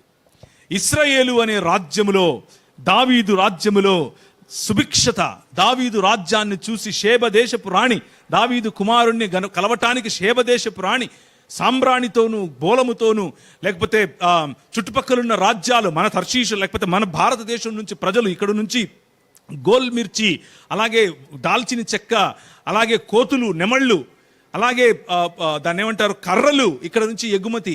దేశము, ప్రపంచంలో ఉన్న దేశములన్నీ ఇశ్రాయేలు వైపుకు చూసే సమయంలో ఇశ్రాయేలు అన్నది నాకు నువ్వు వద్దు, నాకు రాజు కావాలి అన్న కారణం చేత ఆ రాజు చేసేటటువంటి, మనుష్యుడికి ఉండేటటువంటి ఈ లోక మర్యాద చొప్పున మనుష్యుడు అనగా దావీదు కుమారుడైనటువంటి సొలొమోను కూడా డ్రిఫ్టెడ్ అవే, మెల్లిమెల్లిగా అనేకమైనటువంటి ఉంపుడు గత్తెలు, అనేకమైనటువంటి భార్యలు, అనేకమైనటువంటి విలాసాలు, తన జీవన విధానం మొత్తం కూడా దేవుడు ఏ మాటలైతే ఇశ్రాయేలుతో చెప్పాడో అవే మాటలు జరగటం మనం చూస్తాం. అలా జరుగుతూ వచ్చినప్పుడు ప్రతి ప్రవక్త, యెషయా ప్రవక్త 39 అధ్యాయాలు ఇవే చెప్పాడు. 39 అధ్యాయాలు యెషయా ప్రవక్త ప్రకటించినటువంటి అధ్యాయాలు ఏమిటి అనంటే, మీరు చస్తారు, మీరు చస్తారు, మీరు చస్తారు. హోషేయ గ్రంథం మొత్తం ఇదే, మీరు చస్తారు, మీరు చస్తారు, మీరు చస్తారు. 700 పైచిలుకు సంవత్సరాల సమయం ఇచ్చాడు. ఎవరికి? ఇశ్రాయేలుకు. మారండ్రా, మనసు మార్చుకుండ్రా. నాకు కావాల్సింది మతం కాదు, మీ బలులు నాకొద్దు, మీ సుగంధ ద్రవ్యాలు నాకొద్దు, మీరు చేసే ఈ ఆర్భాటం నాకొద్దు, నాకు ఇదంతా కాదు కావాల్సింది. క్రొవ్విన దూడలు నేనేం చేసుకుంటాను, అది కాదు నాకు కావాల్సింది. మీరు బెయేర్షెబాలోనికి వెళ్ళొద్దు, మీరు బేతేలునకు పోవద్దు, ఈ గిల్గాల్లో ఏమీ లేదు, అది కాదు ముఖ్యం. యెహోవాను నమ్ముకోండి, ఐ యామ్ ద కింగ్, నా వైపుకు తిరగండి బ్రతుకుతారు, నా వైపుకు తిరగండి బ్రతుకుతారు. ఇది మీకా గ్రంథం 5వ అధ్యాయంలో మీకు తెలుసు కదా. మళ్ళీ చూపించాలంటారా? మీకా గ్రంథం 5వ అధ్యాయంలో ఈ మాటలు మీరు చూస్తారు. బేతేలులో ప్రవేశించొద్దు, గిల్గాలులో ఏమీ లేదు, బెయేర్షెబాలో మీకేమీ రాదు, అవి మతం వల్ల మీకేమీ రాదు. నా వైపుకు మరలండి, మీరు బ్రతుకుతారు, మీరు విడిపోరు, మీరు చనిపోరు. వినలా. ఎన్నిసార్లు చెప్పినా విననటువంటి ఇశ్రాయేలు సమాజానికి మళ్ళీ నెహెమ్యా ప్రార్థనకు రండి. నెహెమ్యా చేసిన ప్రార్థనను ఒకసారి మళ్ళీ గమనించండి. ఇశ్రాయేలుకు ఎన్నిసార్లు చెప్పినా వినలేదు, ఇశ్రాయేలుకు ఎన్నిసార్లు గద్దించినా వినలేదు. ఇశ్రాయేలు వినంటి కారణం చేత నువ్వు ఏం చెప్పావు మాకు? మా తల్లిదండ్రులకు ముందే నువ్వు చెప్పావు. ఏమని చెప్పావు? నీ చెవి యొగ్గి నీ నేత్రములు తెరచి నీ సన్నిధిని దివారాత్రము నీ దాసులైన ఇశ్రాయేలు పక్షముగా నేను చేయు ప్రార్థనను అంగీకరించుము. నీకు విరోధముగా పాపము చేసిన ఇశ్రాయేలు కుమారుల దోషమును నేను ఒప్పుకుంటున్నాను. నేనును నా తండ్రి ఇంటి వారును పాపం చేశాం, నీ ఎదుట బహు అసహ్యంగా ప్రవర్తించాం. నీ సేవకుడైన మోషే చేత నీవు నిర్ణయించిన ఆజ్ఞలనైనను కట్టడలనైనను విధులనైనను మేము గైకొనలేదు. నీ సేవకుడైన మోషేతో నీవు సెలవిచ్చిన మాట జ్ఞాపకం తెచ్చుకో. మీరు అపరాధం చేస్తే జనుల్లో నుండి మిమ్మల్ని చెదరగొడతాను. మీరు అపరాధం చేస్తే జనుల్లో నుండి మిమ్మల్ని నేను చెదరగొడతాను. God and his presence, Shekinah మహిమ దిగి వచ్చినటువంటి ఆ మహిమ ఇన్ని 100 సంవత్సరాలు సమయం ఇచ్చినా కానీ న్యాయమును జరిగించినటువంటి ఇశ్రాయేలు, ఇన్ని 100 సంవత్సరాలు సమయం ఇచ్చినప్పటికీ కనికరమును ప్రేమించినటువంటి ఇశ్రాయేలు, ఇన్ని 100 సంవత్సరాల సమయం ఇచ్చినప్పటికీ దీన మనస్సు కలిగి జీవించలేని ఇశ్రాయేలు, వారి మధ్య నుండి ఆయన వెడలిపోవటం, మందిరము నుండి ఆయన వెళ్ళిపోవటం. నువ్వు వెళ్ళిపోతాను అని చెప్పాడు, సమయం ఇచ్చాడు. మీరేం చేశారు? ఇశ్రాయేలీలు ఏం చేశారు? మతం కట్టి ఒక మందిరం కట్టుకుని దాంట్లోనే ఆయన లాక్ చేసి ఆయనకు పెడతాం అనుకున్నారు. ఒకవైపు ఇటు, ఇంకొక వైపు అనేక మంది భార్యలున్న కారణం చేత, అనేక భార్యలు తనను ఒప్పించటం కారణం చేత ఈయన, అన్యజనులు నీ ముందు వేషాలేస్తారు బాబు, కానీ వారి ఉన్నత స్థలాలను తొక్కాలి అని ఇశ్రాయేలును పిలువబడితే ఈయన వెళ్ళి ఏం చేస్తున్నాడు? దండేసి దండం పెట్టి అక్కడ దాని చుట్టూ గుడి చుట్టూ తిరుగుతున్నాడు. ఎక్కడ? కీయు దేవత ఎదుట. కీయు దేవత ఏమడుగుతుంది? నూనె అడుగుతుంది. నక్షత్ర దేవత ఏమడుగుతుంది? నూనె అడుగుతుంది. మొలెకు దేవుడు ఏమడుగుతాడు? మీ జ్యేష్ఠపుత్రులను అడుగుతాడంటే ఏంటి? అక్కడ బలివ్వాలి. ఏంటి విగ్రహారాధన వెనుకున్నటువంటి సమస్య ఏమిటి అని అంటే, ప్రతి విగ్రహము వెనుక ఒక భావజాలం. ఆ భావజాలం నిన్ను, నీ శరీరాన్ని, నీ ప్రాణాన్ని, నీ వనరులను, నీ కుటుంబాన్ని కోరుతుంది. బయలు అదే కోరాడు. నాకు పిల్లలను బలిమ్మన్నాడు. అగ్నిగుండములో నుంచి నేను తీసుకొని వెళ్ళమన్నాడు పిల్లలని. అంగచ్ఛేదనం చేసుకోమన్నారు. చేతులు కొందరు, కాళ్ళు కొందరు, తలలు కొందరు, తలనీలాలు కొందరు, నాలికలకు సువ్వలు గుచ్చుకోవటం. Dehumanising you is what religion does. Dehumanising you is what idolatry does. విగ్రహారాధన నిన్ను మనిషిగా ఉంచకుండా పశుప్రాయుడిగా చేస్తుంది. ముందే చెప్పాను రా, నేను రా నీకు కింగ్. ఎందుకు ఇవన్నీ నీకు? వినలేదు మనం. ఇశ్రాయేలు వినలేదు. మాకు అదే కావాలి అని అన్నారు. ఆమోసు గ్రంథం ఇశ్రాయేలుకు ఇక వాళ్ళు చెరపట్టబడతారు, ఇక వాళ్ళు చెదిరిపోతారు అన్న సమయానికి ముందు జరిగేటటువంటి గ్రంథం. అనగా క్రీస్తుకు దాదాపు 600 పైచిలుకు సంవత్సరాలు, 700 కూడా వేసుకోవచ్చు. అంటే దాదాపు ఆమోసు అలాగే యెషయా ఒకే సమయం వారు. ముందు ఆమోసు, ఆ తర్వాత యెషయా వచ్చాడు. ఆమోసు చెప్పినటువంటి మాట, యెహోవా సెలవిచ్చినదేమనగా, 3వ వచనం, దమిష్కు 3 సార్లు 4 సార్లు చేసిన దోషములను బట్టి నేను వారిని శిక్షిస్తాను. ఏంటి వారు చేసినది? వారు దాని జనులు పంట దుల్లగొట్టు ఇనుప పనిముట్లతో గిలాదును నూర్చిరి. నేను నీకు పంట పండించుకోరా అని చెప్పి నీకు మెటల్ ఇస్తే ఆ మెటల్తో గిలాదును నువ్వు చంపుతావా? You are losing your vocation. నీ పిలుపును నువ్వు మర్చిపోతున్నావు. అందుకు నేనేం చేస్తాను? దమష్కును శిక్షిస్తాను. అది బెన్హెదదు యొక్క నరులను దహించి వేసింది. యెహోవా సెలవిచ్చినదేమనగా, గాజా 3 సార్లు 4 సార్లు చేసిన దోషములను బట్టి నేను వారిని తప్పకుండా శిక్షిస్తాను. ఎందుకు అంటే, ఏదోము వారికి అప్పగింపవలేనని తాము చెరపట్టబడినందున కొనిపోయిరి. అంటే నీకు వ్యతిరేకంగా ఉన్నాడని, వాని బలహీన స్థితిలో వాడి పైనకి ఇంకొకడు దండెత్తి వస్తే నువ్వు వాడితో చేయగలిపి వీడిని తీసుకుపోయి వానికి అమ్ముతావా? అన్యాయం చేస్తావా? నీ పొరుగు వాడి పట్ల నీకున్నటువంటి ఆలోచన ఇదా? మన దేవుని హృదయం మతం కాదు, మానవత. మానవుడి పట్ల మానవునికి ఉన్నటువంటి ఆలోచన. యెహోవా సెలవిచ్చినదేమనగా, తూరు 3 సార్లు 4 సార్లు చేసిన దోషములను బట్టి నేను తప్పకుండా దాన్ని శిక్షిస్తాను. ఎందుకంటే దాని జనులు సహోదర నిబంధనను జ్ఞాపకం తెచ్చుకోలేదు. పట్టబడిన వారినందరినీ యోదోమీయులకు అప్పగించారు. మీరు చేసుకున్న నిబంధన, మీ మధ్య మీకున్నటువంటి నిబంధన మీరు మర్చిపోయి ప్రజలను మోసగిస్తున్నారా? ప్రజలను అమ్ముతారా? ప్రజలను దూరం చేసుకుంటారా? Hour God is not interested in religion. He is interested in human beings, human lives. ఆయన దేవుని రాజ్య విలువలు ప్రత్యేకంగా ఉన్నాయి. యెహోవా సెలవిచ్చినదేమనగా, అమ్మోనీయులు 3 సార్లు 4 సార్లు చేసిన దోషములను బట్టి నేను తప్పకుండా వారిని శిక్షిస్తాను. ఏలయనగా తమ సరిహద్దుల నుండి విశాలము చేయాలని గిలాదులో ఉన్న గర్భిణీ స్త్రీల కడుపులు చీల్చారు. డీహ్యూమనైజింగ్. మనిషిగా బ్రతకకుండా పోతే గర్భిణి అని కూడా చూడకుండా గర్భిణి కడుపులో కత్తి దూస్తారు. This is what is painful to God. నువ్వు ఆదివారం ఎన్నిసార్లు పల్టీలు కొట్టావు? నువ్వు శనివారం ఎన్నిసార్లు చేతులు ఎత్తావు? నువ్వు శుక్రవారం ఎంత అన్నం తినకుండా ఉన్నావు? నువ్వు గురువారం ఎన్ని కాటేజ్ మీటింగులకు వెళ్ళావు? ఇవన్నీ మంచిదే, మనకు కావాలి. భక్తి ఫైన్. కానీ భక్తితో ఆగిపోతే ఇశ్రాయేలు అవుతాం. భక్తితో ఆగిపోతే సాటి మనిషి పట్ల ప్రేమ పోతుంది. భక్తితో ఆగిపోతే మతంలో దిగుతాం. మతంలో దిగితే మనిషి పట్టెడన్నం తిన్నాడా లేదా అన్నది కూడా తెలియదు. పైన స్టార్ ఉంటుంది, ఇంట్లో బిర్యానీ ఉంటుంది, చెట్టు ఉంటుంది, డెకరేషన్ ఉంటుంది, అమ్మ ఉండదు. అమ్మ ఎక్కడుందో తెలియదు.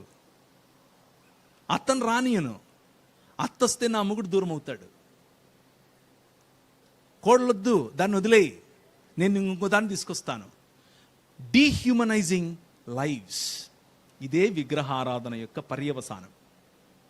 విగ్రహారాధన వల్ల వచ్చేటటువంటి పర్యవసానం ఆమోసు చెప్తున్నాడు. ముందుకెళ్దాం. యెహోవా సెలవిచ్చినదేమనగా, మోయాబు 3 సార్లు 4 సార్లు చేసిన దోషములను బట్టి నేను తప్పకుండా దాన్ని శిక్షిస్తాను. ఏలయనగా వారు ఏదోము రాజు ఎముకలను కాల్చి సున్నం చేశారు. Why are you so against each other? కెరీయోతు నరులను దహించి వేస్తుంది.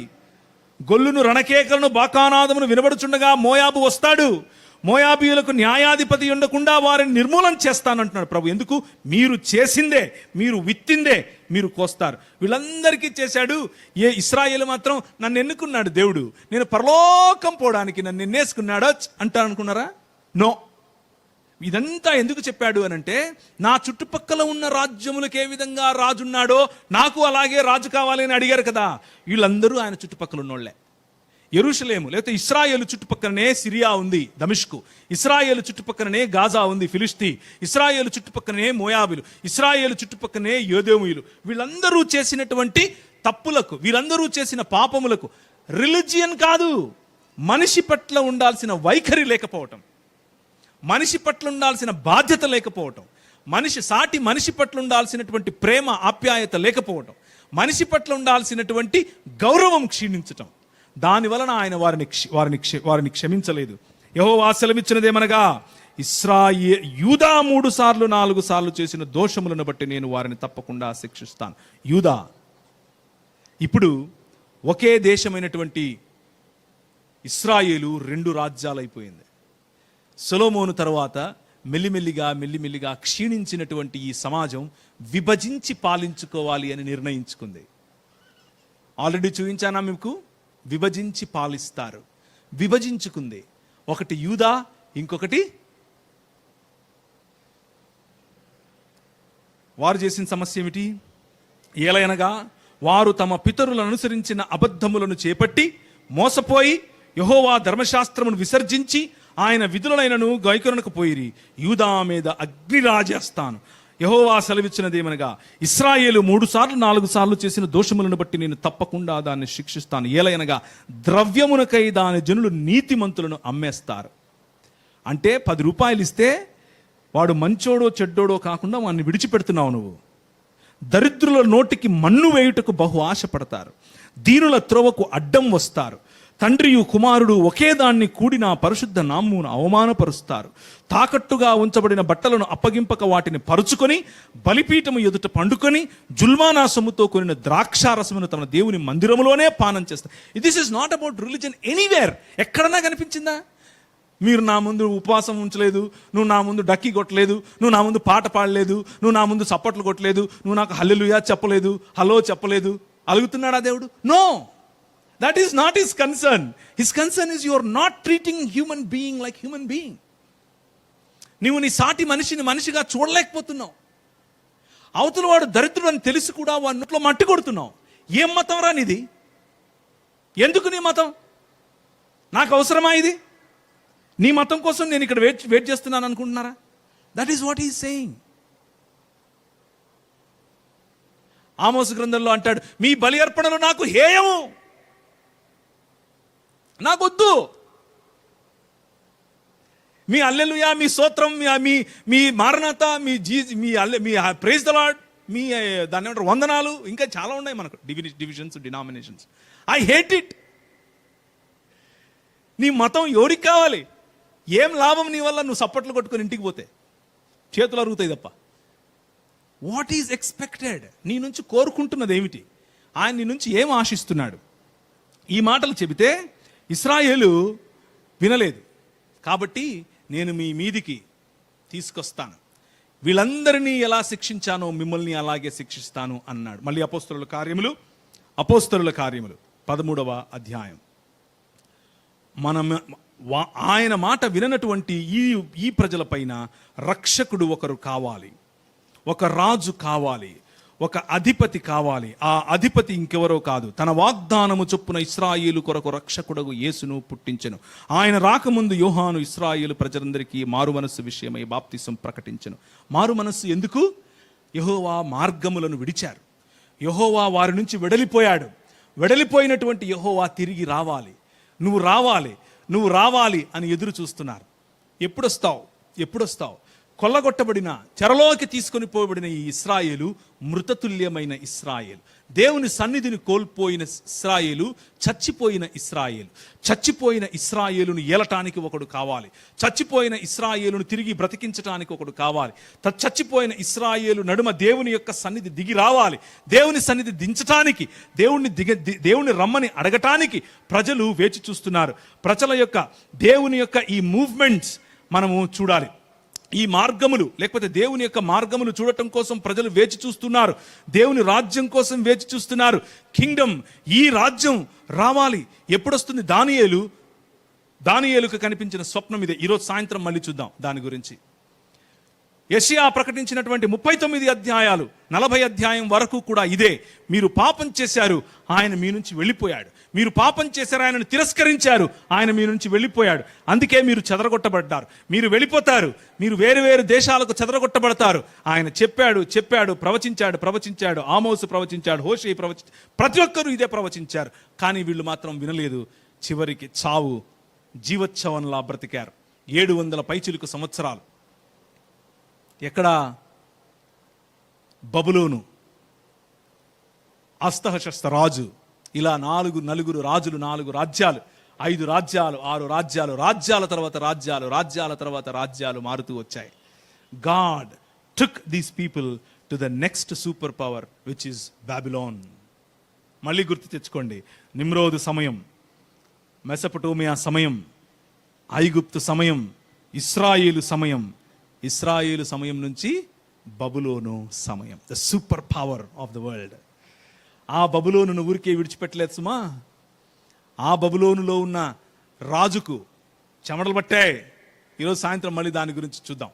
కానీ దేవుడు కోరుకుంటున్నది మనిషి నుంచి, ఆయన చేసిన కవనెంట్ గురించి ఏమిటి అని గనక మనం ఆలోచిస్తే, మనుషులు ఏర్పరచుకున్నటువంటి ఈ మనుషుల యొక్క స్కీమ్స్, మనుషుల యొక్క పద్ధతులు, మనుషులు ఏర్పరచుకున్నటువంటి వారి పారంపర్యాచారాలు, ఆ పారంపర్యాచారాలు, మతం. ఇది మార్కు సువార్త 7వ అధ్యాయంలో మీరు చూడొచ్చు. చూస్తారా? మార్కు సువార్త 7వ అధ్యాయం 7 నుంచి 13 వరకు చూస్తే, ప్రభువు ఈ లోకంలో తిరిగినప్పుడు ఆయనకు బద్ధశత్రువు అయినటువంటి మతంతో మాట్లాడుతూ అంటున్నాడు, మీ పారంపర్యాచారాల వలన మనుషులను మీరు తొక్కి పట్టుకుంటున్నారు అన్న విషయాన్ని ఆయన చెప్తాడు. ఆమోసు గ్రంథం 5వ అధ్యాయం 24వ వచనం. ఈ పారంపర్యాచారముల వల్ల, మనుష్యుడు నియమించుకున్నటువంటి ఈ క్రియేట్ చేసుకున్నటువంటి ఈ మతం వల్ల, మనుష్యుడు క్రియేట్ చేసుకుంటున్నటువంటి ఈ పద్ధతుల వల్ల దేవుని హృదయం ఎలా ఉంది? ఆమోసు గ్రంథం 5వ అధ్యాయం 24వ వచనం.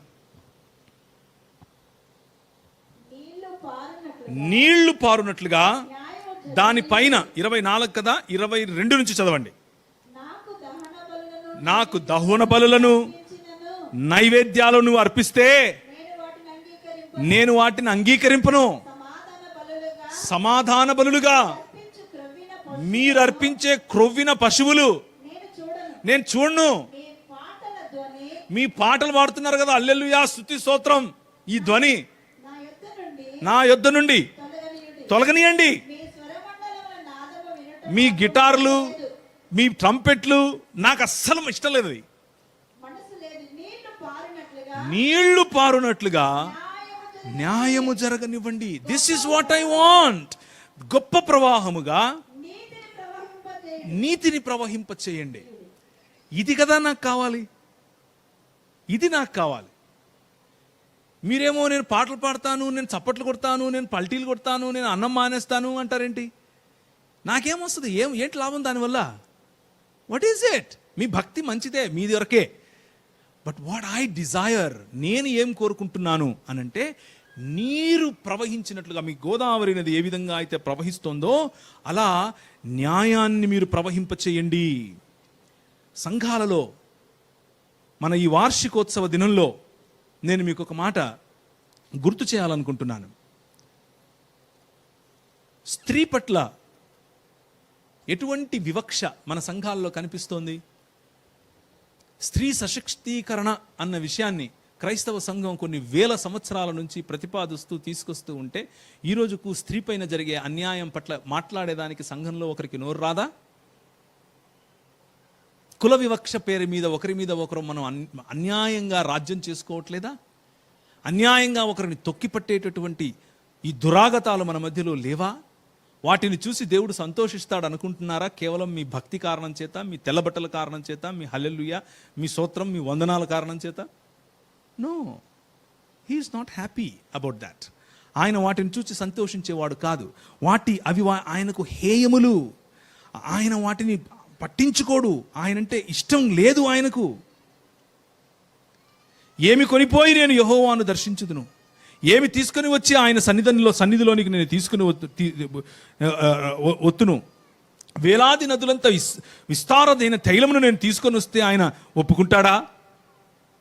నా జ్యేష్ఠపుత్రుని, నా గర్భఫలమైన జ్యేష్ఠపుత్రుని తీసుకొని వస్తే ఆయన ఒప్పుకుంటాడా? మనుష్యుడా, ఏది ఉత్తమమో నేను ముందే చెప్పాను కదా నీకు. సరళమైన నా మాటలు నువ్వు ఎందుకు మతంగా కట్టుకుంటున్నావు? న్యాయమును జరిగించుటయు, కనికరమును ప్రేమించుటయు, దీన మనస్సు కలిగి యెహోవా ఎదుట జీవించుటయు. ఇంతే కదా నేను అడుగుతున్నది. మీకు గుర్తుందా ఈ వాక్యం? రైట్? న్యాయము జరిగించుటయు, దీన మనస్సు మరియు కనికరము యొక్క ప్రేమ. That's what God wants. He is not interested in your religious practices. అవి కాదు. ఒకసారి ఈ రాజ్యము గురించి మార్కు సువార్త 1వ అధ్యాయం 15-16 వచనాలు. మార్కు సువార్త 1వ అధ్యాయం. ఈ రాజు రావాలి, ఈ రాజు రావాలని ఆర్తనాదాలతో ప్రజలు ఎదురు చూస్తున్నారు. ఈ రాజు రాకపోతే మా బ్రతుకులు ఏమవుతాయి అని ఆలోచిస్తున్నారు. చెరలో ఉన్నటువంటి ఇశ్రాయేలు చెర నుంచి రావాలి, చెర నుంచి వచ్చి ఆయన రాజ్యాన్ని స్థాపించాలి. ఆయన రాజ్యంలో, లేకపోతే దేవుడే రాజుగా ఉన్నప్పుడు మేము అక్కడ బ్రతకాలి అన్నటువంటి ఆలోచనలో ఇశ్రాయేలు ప్రార్థన చేస్తోంది. ఇశ్రాయేలు ప్రార్థనకు ప్రతిఫలమే మార్కు సువార్త 1వ అధ్యాయం. కాలము సంపూర్ణమైనప్పుడు ఏంటి? మార్కు దొరకలేదా మీకు? నంది చదవమంటారా?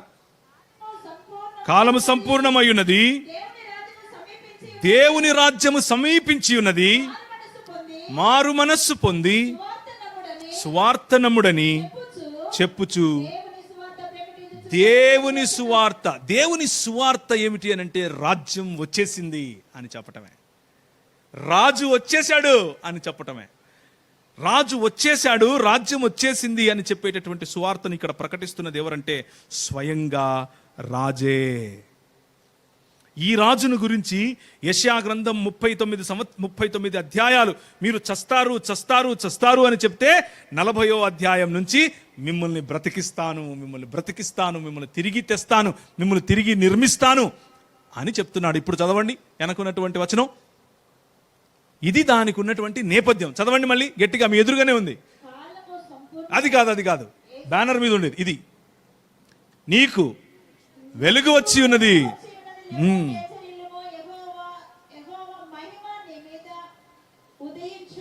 మహిమ వెళ్ళిపోయింది. షకీనా మహిమ మందిరాన్ని విడిచి వెళ్ళిపోతే ఇశ్రాయేలీయులు ఎక్కడికి వెళ్ళిపోయారు? చెరలోనికి వెళ్ళిపోయారు. జీవోత్సవంలా బ్రతుకుతున్నారు. కానీ ఇప్పుడు మహిమ వస్తుంది. ఆ మహిమ వస్తుంది. ఆ మహిమ వచ్చి మన మధ్య నివాసం చేస్తుంది. జకర్యా గ్రంథం 2వ అధ్యాయం ఇదే ప్రాఫెసీ. ఇశ్రాయేలు ఆయన వస్తాడు, సియోను కుమారి ఉల్లసించు, సంతోషించు, యెహోవా తన సింహాసనమును విడిచి నీ మధ్యకు రాబోతున్నాడు. ఇదిగో ఆయన వచ్చేస్తాడు, ఆయన వచ్చేస్తాడు, ఆయన వచ్చేస్తున్నాడు.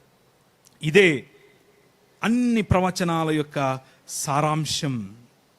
ఆయన రావాలి, ఆయన రావాలి అని కోరుకుంటూ ఉన్నటువంటి నీవు గగనాన్ని చీల్చుకొని వస్తే తప్ప మా బ్రతుకులు ఏమవుతాయి అని యెషయా గ్రంథంలో ఆర్తనాదాలు మాట్లాడుతున్నారు. ఆర్తనాదాలుగా అరుస్తున్నారు. నీవు గగనాన్ని చీల్చుకొని రావాలి, రావాలయ్యా నువ్వు రావాలి అంటూ ఉంటే నేను వస్తాను అని చెప్పటమే ఈ 60వ అధ్యాయం యొక్క సంపూర్ణత.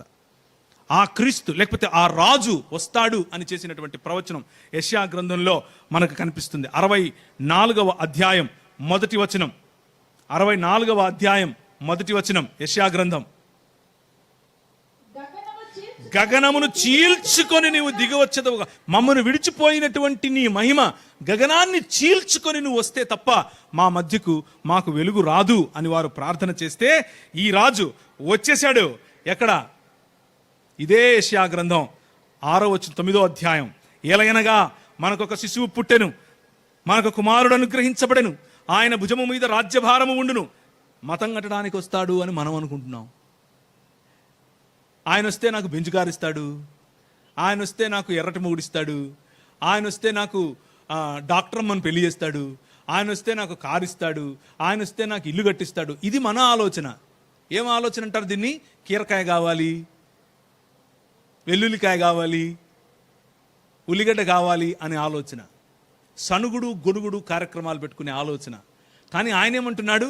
నేను వస్తాను. దేనికి వస్తాను? భుజముల మీద రాజ్యభారము తీసుకొని వస్తాను. నా భుజముల మీద రాజ్య స్థాపన మరియు నా భుజముల మీద రాజ్య విస్తరణ ఉంటుంది. ఆశ్చర్యకరుడు, ఆలోచనకర్త, బలవంతుడైన దేవుడు, నిత్యుడగు తండ్రి, సమాధానకర్తయగు అధిపతి. He is the authority, epitome of authority. అధిపతి, ఆధిపత్యానికి శిఖరాగ్రం ఈ రాజు. ఈ రాజు వస్తాడు. నువ్వు గగనాన్ని చీల్చుకొని రావాలి, గగనాన్ని చీల్చుకొని రావాలి అని వీరు ప్రార్థిస్తే అమ్మ కడుపులో నుండి వచ్చాడు. అమ్మ కడుపులో నుండి వచ్చి అమ్మకు ఆ స్థానం ఇచ్చాడు. స్త్రీ అంటే బబులోను మొదలుకొని, నిమ్రోదు మొదలుకొని ఈ ఆలోచనలన్నిట్లో, ఈ భావజాలాలన్నిట్లో నిమ్నమైనటువంటి ఒక వస్తువు, నిమ్నమైనటువంటి ఒక జీవం, నిమ్నమైనటువంటి ఒక దాన్ని ఏమంటారు, పశువుతో పోల్చినటువంటి ఈ యూదులు చేసిన ప్రార్థన ఒకసారి మీరు గమనిస్తే, దేవా నీవు నన్ను అన్యజనుడిగా చేయనందుకు నీకు వందనం, నీవు నన్ను కుక్కగా చేయనందుకు నీకు వందనం, నీవు నన్ను స్త్రీగా పుట్టించినందుకు నీకు వందనం. ఇది వాళ్ళు చేసే ప్రార్థన. అంటే అన్యజనులు, కుక్కలు, స్త్రీలు ఒకటి. వాళ్ళకి మతం ఇదే నేర్పుతుంది. మతం మనిషిని తగ్గించి చూడటం నేర్పుతుంది. I'm greater than him. నేను ఎప్పుడు బ్రదర్, చాలా బ్రదర్, హెచ్చించుకునే మతం, అవతలి వాడిని తగ్గించే మతం, అవతలి వాడి విలువను నిర్వీర్యం చేసే మతం. కానీ ఈ రాజు రాజ్యం కోసం వస్తున్నాడు, మతం కోసం కాదు. సమాధానకర్తయగు అధిపతి, మనుష్యుల మధ్య సమాధానం, దేవునికి మనుష్యులకు సమాధానం. That is the Kingdom of God. దేవుని రాజ్యం అంటే అదే. ఆ దేవుని రాజ్యం రావాలి రావాలి రావాలి అని ఏడుస్తూ ఉంటే వచ్చేసింది, మారు మనస్సు పొందండి అని ఈ రాజు పిలుస్తున్నాడు. ఈ రాజు గురించినటువంటి, లేకపోతే ఈ రాజ్యం తీసుకొని వచ్చే ఈ అధిపతి గురించినటువంటి ఇంకొక మాట మనం చదువుతూ ఉంటాం. మీ మధ్య ఆయన మహిమ తీసుకుని రావటానికి ఆయన వస్తాడు అన్నమాట ఇంకొకటి చదువుతూ ఉంటాం. మీకా గ్రంథం 5వ అధ్యాయం 2వ వచనం. బెత్లెహేము ఎఫ్రాతా, యూదావారి వంశములలో నీవు స్వల్పమైన గ్రామం అనుకుంటున్నావేమో, కానీ నాకు ప్రతిగా, నా ప్రతినిధిగా ఇశ్రాయేలును ఏలబోవువాడు నీలో నుంచే వస్తాడు. ఆయన పురాతన కాలం మొదలుకొని శాశ్వత కాలము తన ప్రత్యక్షతలు చూపిస్తూ వస్తున్నాడు. మీకా గ్రంథం 5వ అధ్యాయం 2వ వచనం ఇది.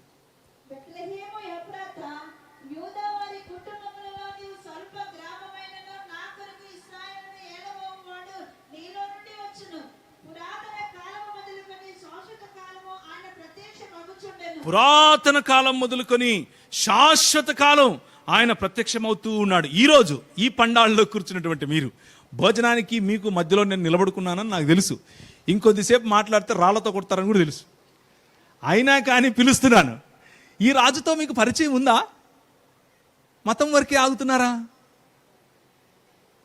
ఈ రాజును మీరు పరిచయం చేసుకున్నారా?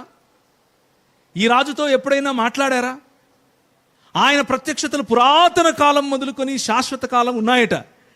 ఈరోజు నీకు అందుబాటులో ఉంది. Have you ever met this king? ఈ రాజుని ఎప్పుడైనా కలిసావా? ఈ రాజుతో ఎప్పుడైనా మాట్లాడావా? నాకు నెత్తిన వస్తుంది దేవా అంటే ఆయన వచ్చి జెండు బాంబు పెట్టడానికి అనుకుంటారు పొరపాటున. ఆయన చేస్తాడు. స్వస్థత మన చేతికి ఇచ్చాడు. మనం చేయి పెట్టిన చోట స్వస్థత, మనం కాలు పెట్టిన చోట సుభిక్షత, మనం మాట్లాడిన ప్రతి మాటలో జీవం. కారణం ఏమిటి అని అంటే ఈ రాజుతో ఉన్న సంబంధం. ఈ రాజుకు మనం ఎప్పుడైతే అలీజియన్స్, ఈ రాజుకి ఎప్పుడైతే విశ్వాస్యత చూపిస్తామో, విశ్వాసం అని అంటే ఇక్కడ నమ్మేది కాదు, విశ్వాస్యత, ట్రస్ట్, లీనింగ్ ఆన్ హిమ్, ఆయన మీద, ఆయన ఆయన పద్ధతుల పైన ఆధారపడటం. ఎప్పుడైతే ఆయనకు ప్రతినిధిగా బ్రతుకుతామో అప్పుడు ఎక్కడ తిరిగితే అక్కడ స్వస్థత, ఎక్కడ మాట్లాడితే అక్కడ జీవం, ఏది తాకితే దానిలో జీవం, ఏది పలికితే అక్కడ సుభిక్షత, ఎవరిని ముట్టితే వారి నుంచి దయ్యములు వెడిలిపోతాయి.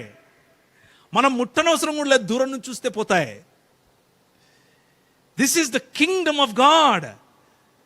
దేవుని రాజ్య స్థాపనలో ఆయన ఇచ్చినటువంటి స్వస్థత, ఆయన ఇచ్చినటువంటి దయ్యముల పైన అధికారం, చిన్న చిన్న దయ్యాలు కాదు, గర్వం అనే దయ్యం, మదం, మనుష్యులను విభజించే కులం అనే దయ్యం, మతం అనే దయ్యం, ఈ భావజాలాలు, మనుష్యులకు రోగములు ఇచ్చే దయ్యం, మనుష్యుల ఆర్థిక ఇబ్బందులను కలుగజేసే ఆలోచనలు, దయ్యం, ఇలాంటి సాతాను అంధకార సంబంధమైన దురాత్మ సమూహముల ప్రభావము నుండి సమాజాలను విడిపించటానికి ఆయన వస్తానన్నాడు.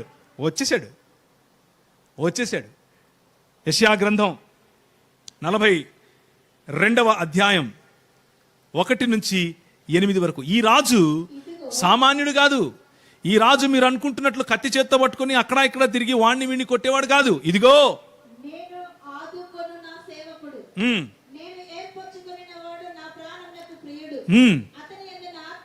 అతని యందు నా ఆత్మ నుంచి ఉన్నాను. ఎవరు మాట్లాడుతున్నారు ఇక్కడ? రాసే ప్రవక్త మాట్లాడుతున్నాడా? దేవుడు మాట్లాడుతున్నాడా? యెహోవా దేవుడే మాట్లాడుతున్నాడు. లేకపోతే ఆయన ఆత్మ ఉంచటం ఏమిటి? అతడు అన్ని జనులకు న్యాయం కనపరచును. ఏది కనపరచడానికి వస్తాడు? న్యాయం. Where is justice in the society? ఆయన ప్రధాన ఉద్దేశం న్యాయం చేయటం, కనికరాన్ని ప్రవహింప చేయటం, మనుష్యుల నడుమ రావాల్సినటువంటి ఆప్యాయతను తీసుకుని రావటం. అతను కేకలేడు, అరవడు, కంఠస్వరం వీధిలో వినపడనీయడు, నలిగిన రెల్లును అతడు విరువడు, మకమకలాడుచున్న జనపనార పత్తిని ఆర్పడు. అతడు సత్యమును అనుసరించి న్యాయము కనపరుస్తాడు. బలహీనులు అప్పటికే చిదిమిపోయినటువంటి సమాజాలపైన ఇంకా బలం పెట్టేవాడు కాదు, ఇంకా అదిమేవాడు కాదు, ఇంకా వారిని అప్రెస్ చేసేవాడు కాదు. భూలోకమును న్యాయమును స్థాపించే వరకు అతడు మందగిలడు, సన్నగిలడు. ద్వీపములు అతని బోధ కొరకు కనిపెట్టుకుంటాయి. ఆకాశములను సృజించి వాటిని విశాలపరచి భూమిని అందులో పుట్టిన సమస్తమును పరచి దానిన్న జనులను ప్రాణమును దానిలో నడుచువారికి జీవాత్మను ఇచ్చుచున్న దేవుడైన యెహోవా ఇలాగు సెలవిస్తున్నాడు. ఎవరు చెప్తున్నారు ఈ మాట? ఎందుకు వస్తున్నాడు ఆయన? గుడ్డి వారి కన్నులు తెరవటానికి. 6వ వచనం. బంధింపబడిన వారి చెరసాలలో నుండి వెలుపలికి తేవటానికి, చీకటిలో నివసించిన వారి బందీ గృహములో నుండి వెలుపలికి తేవటానికి యెహోవానగు నేనే నీతి విషయములో నిన్ను పెంచి నీ చేయి పట్టుకుని ఉన్నాను. యెహోవాను నేనే, ఇది నా నామము మరి ఎవరికి ఇవ్వను, నా మహిమను నేను ఎవరికి ఇచ్చేవాడవని కానే కాదు. This is the king. ఈ రాజు స్వయానా యెహోవా దేవుడు. ఏ మహిమ అయితే ఇశ్రాయేలు నుంచి వెడలిపోయిందో ఆ మహిమ తిరిగి రావాలి. ఆదియందు వాక్యముండెను, వాక్యము దేవుని యొద్దయుండెను, వాక్యము దేవుడై ఉండెను. ఆ వాక్యము కృపా సత్య సంపూర్ణుడై శరీరధారిగా మన మధ్య డేరా వేసెను, నివసించెను. Bible is all about God coming and dwelling among you. బైబిల్లో ఉన్న ప్రధానమైన థీమ్ ఆయన వచ్చి మన మధ్య నివాసం చేయటం. ఇమ్మానుయేల్, ఆయన వచ్చి మన మధ్య నివాసం చేయటం. ఇమ్మానుయేల్ అన్న మాటకు ఆయన వచ్చి మన మధ్య నివాసం చేయటం. నేను ఇక్కడ చచ్చిపోయి ఎక్కడికో పోవటం కాదు. అది మతం. దేవుడు అనుగ్రహించిన ఆత్మ మనం చనిపోయినప్పుడు ఆయన వద్దకే వెళుతుంది. మనం అక్కడికే వెళతాం. కానీ అంతటితో శుభం కార్డు పడదు. ఈ కథకు శుభం కార్డు అక్కడ కాదు, శుభం కార్డు ఇంకా ఉంది. సాయంత్రం చూస్తాం. So this king has come. ఆయన ఎందుకు వచ్చాడు? మతం కట్టడానికి కాదు. ఆయన గ్రుడ్డి వారికి కన్నులు ఇవ్వటానికి వచ్చాడు. ఆయన చెరసాలలో ఉన్న వారిని విడిపించటానికి వచ్చాడు. ఆయన బందీగృహంలో ఉన్న వారికి స్వాతంత్రమును కలుగ చేయటానికి వచ్చాడు. యెహోవా ఆత్మ నా మీద ఉన్నది అని చెప్పుకున్నటువంటి మన ప్రభు అయిన యేసుక్రీస్తు ఇంకెవరో కాదు, మన ప్రభు అయినటువంటి యేసుక్రీస్తు. 48వ అధ్యాయం మరుగైన క్రొత్త సంగతులు కావు, పూర్వకాలమును సృజింపబడినవి కావు, అవి ఇప్పుడు కలిగినవే. నేనొక నూతన సృష్టిని కలుగజేయబోతున్నాను. 49వ అధ్యాయం, ద్వీపములారా నా మాట వినండి, దూరము నుండి వినండి. 51వ అధ్యాయం, నీతిని అనుసరించి యెహోవాను వెతుకుచుండు వారలారా నా మాట వినండి. ఇట్స్ ఆల్ అబౌట్ న్యాయము, నీతి, న్యాయము, నీతి. That is the Kingdom of God. అది దేవుని రాజ్యం. 48వ అధ్యాయం, యెషయా గ్రంథం 48వ అధ్యాయం 12 నుంచి 16. ఈ రాజు ఎవరు? ఈ రాజు యొక్క విశిష్టత, ఈ రాజుకున్నటువంటి గుణలక్షణాలు ఏమిటి? మాట్లాడుతున్నటువంటి యెహోవా, ఇంతవరకు మీరు చూశారు, మాట్లాడుతూ ఉన్నాడు. యెహోవాయే భూమి ఆకాశములకు పునాదులు వేశాడు అన్న విషయం మీకు తెలుసు. ఇప్పుడు 48వ అధ్యాయం చూడండి. యాకోబు, నేను పిలిచిన ఇశ్రాయేలు, నాకు చెవియొగ్గి విను, నేనే ఆయనను. ఎవరు మాట్లాడుతున్నారు? యెహోవా మాట్లాడుతూ అంటున్నాడు, నేనే ఆయనను, మొదటి వాణ్ణి నేనే, కడపటి వాణ్ణి నేనే, నేనే, నా హస్తమే భూమికి పునాది వేసింది, నా కుడి చెయ్యి ఆకాశ వైశాల్యములను వ్యాపింపజేసింది.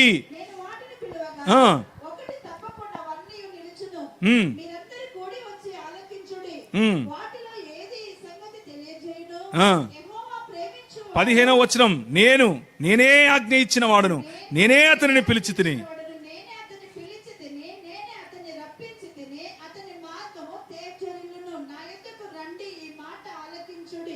ఆది నుండి, అది పుట్టిన కాలం ఏది? ఆది అన్న సమయం పుట్టక ముందు నుంచి, పుట్టిన కాలం మొదలుకొని మాట్లాడుతున్నాను. ఇప్పుడు ప్రభువగు యెహోవాయు, ఆయన ఆత్మయు, మాట్లాడుతున్న యెహోవా అంటున్నాడు, భూమికి పునాదులు వేసింది నేనే అని చెప్తున్న యెహోవా అంటున్నాడు, ఇప్పుడు ప్రభువగు యెహోవాయు, ఆయన ఆత్మయు నన్ను పంపుతున్నారు అంటున్నాడు. Do you see the doctrine of Trinity? ఒక సమాజముగా ఉనికిలో ఉన్నటువంటి మన దేవుడు, తండ్రి కుమార పరిశుద్ధాత్మలుగా ఉనికిలో ఉన్నటువంటి మన దేవుడు, ఒక్క దేవుడు కానీ ముగ్గురు వ్యక్తులుగా ఉనికిలో ఉన్న దేవుడు, అనేకమైన జనులు కానీ ఒక్క మానవ సమాజముగా చూడాలనుకుంటున్నాడు. That is the mystery of gospel. సువార్తకున్నటువంటి మర్మము ఇదే. ఇప్పుడు గ్రీకు దేశస్థుడని యూదుడని తేడా లేదు, ఇప్పుడు స్త్రీ అని పురుషుడని తేడా లేదు, ఇప్పుడు నల్లోడని తెల్లోడని తేడా లేదు. కెమెరా ఎక్కడికి వచ్చింది? ఇశ్రాయేలు నుండి సంఘము వైపుకి వచ్చింది. సంఘము అనేటటువంటి ఒక్క శరీరం, ఒక్క విశ్వమానవ విప్లవం, విశ్వమానవ ఉద్యమం, అందరూ ఒకటే అని చెప్పే సువార్త. అందరము దేవుని శరీరం లేదా క్రీస్తు శరీరములో భాగము అని చెప్పే సువార్త. అందరికీ వనరులు, అందరికీ రాజ్యం, అందరికీ ఆలోచన, అందరికీ ఆశీర్వాదం, ఏ తేడా లేకుండా, ఏ వ్యత్యాసము లేకుండా అందరినీ సమానముగా చూడగలిగినటువంటి రాజ్యం, ఆ రాజ్యం వచ్చేసింది. Do you understand now? ఏ చేతి సహాయం లేకుండా తీయబడినటువంటి రాయి ఇంతింతై మహాపర్వతమై అది భూమి అంతటినీ విస్తరించి ఎన్నటికీ కదిలించబడినటువంటి రాజ్యం ఇదిగో. అయితే ఈ రాజ్యానికి కూడా ఇశ్రాయేలుకు పట్టినటువంటి ఈ లోక మర్యాద లేకపోతే ఈ లోక మర్యాదపు ఆలోచన పట్టింది, మతం అనుకుంటుంది. అది మనకు మనకు మనకు మనకు ఈ రోజుల్లో జరుగుతున్నటువంటి ఒక విషాదమైనటువంటి ఆలోచన. This is about the kingdom of God. The king that came is none other than God himself. దేవుడే రాజుగా మన మధ్యకు వచ్చాడు. ఆ రాజు ప్రేమామయుడు, ఆ రాజు సమాధానమునిచ్చువాడు, ఆ రాజు భూరాజులకు భిన్నమైనటువంటి వాడు. భూరాజులు వాళ్ళలో వాళ్ళు కలిసి వీరి కట్లు విప్పుదాం రండి అని అనుకుంటే మీ చేత కాదు అని చెప్పే రాజు ఈ రాజు. ఈ రాజు మార్గం చాలా వేరు. ఈ రాజు పెత్తనం చేయటానికి, పెత్తందారీ వ్యవస్థకు, భూములు గుంజుకోవటానికి, మీ దగ్గర శిస్తులు వసూలు చేయటానికి, పన్నులు వసూలు చేయటానికి రాలేదు. ఈ రాజు తన చొక్కా విప్పి తన చేతిలో బేసిన్ తీసుకుని నీళ్లు పోసి మీ దగ్గరికి వచ్చి కాళ్ళు కడుగుతాను అంటాడు. This is the Kingdom of God. మీలో ఎవరైనా ఈ రాజ్యంలో ప్రతినిధిగా ఉండాలంటే సేవకులు కండి అని పిలిచాడు. రెండవ ప్రశ్న, మొదటి ప్రశ్న, ఈ రాజును మీరు కలిశారా అన్న ప్రశ్న. రెండవ ప్రశ్న, ఈ రాజు మార్గం చాలా కఠినమైంది. ఈ రాజు మార్గం ఈ లోక మర్యాదకు వ్యత్యాసముతో కూడింది. ఈ రాజు మార్గంలోనికి రావాలి అని అంటే సేవించాలి. ఈ రాజు మార్గంలోనికి రావాలంటే సాటి మనిషిని గౌరవించాలి. ఈ రాజు మార్గంలో బ్రతకాలంటే సాటి మనిషికి కావలసిన ఉపాధి గురించి ఆలోచించాలి. సాటి మనిషికి కావలసిన భోజనం గురించి ఆలోచించాలి. నిన్న మిమ్మల్ని అందరినీ లేచి నిలబడి ఒక మాట చెప్పమని చెప్పాను. మళ్ళీ లేచి నిలబడతారా? పరలోకమందున్న మా తండ్రి అన్న మాట ఇంకొకసారి పలుకుదాం. నిన్న నీ రాజ్యము వచ్చునుగాక అన్న ప్రార్థనలో ఉన్నటువంటి మాటను మీ ముందుంచాను. ఈరోజు దాని తర్వాత ఉన్నటువంటి మాటను ఒకసారి గుర్తు చేసి ముగిస్తాను. 1, 2, 3 అనగానే మనం అందరం చెప్దాం. 1, 2, 3. పరలోకమందున్న మా తండ్రి,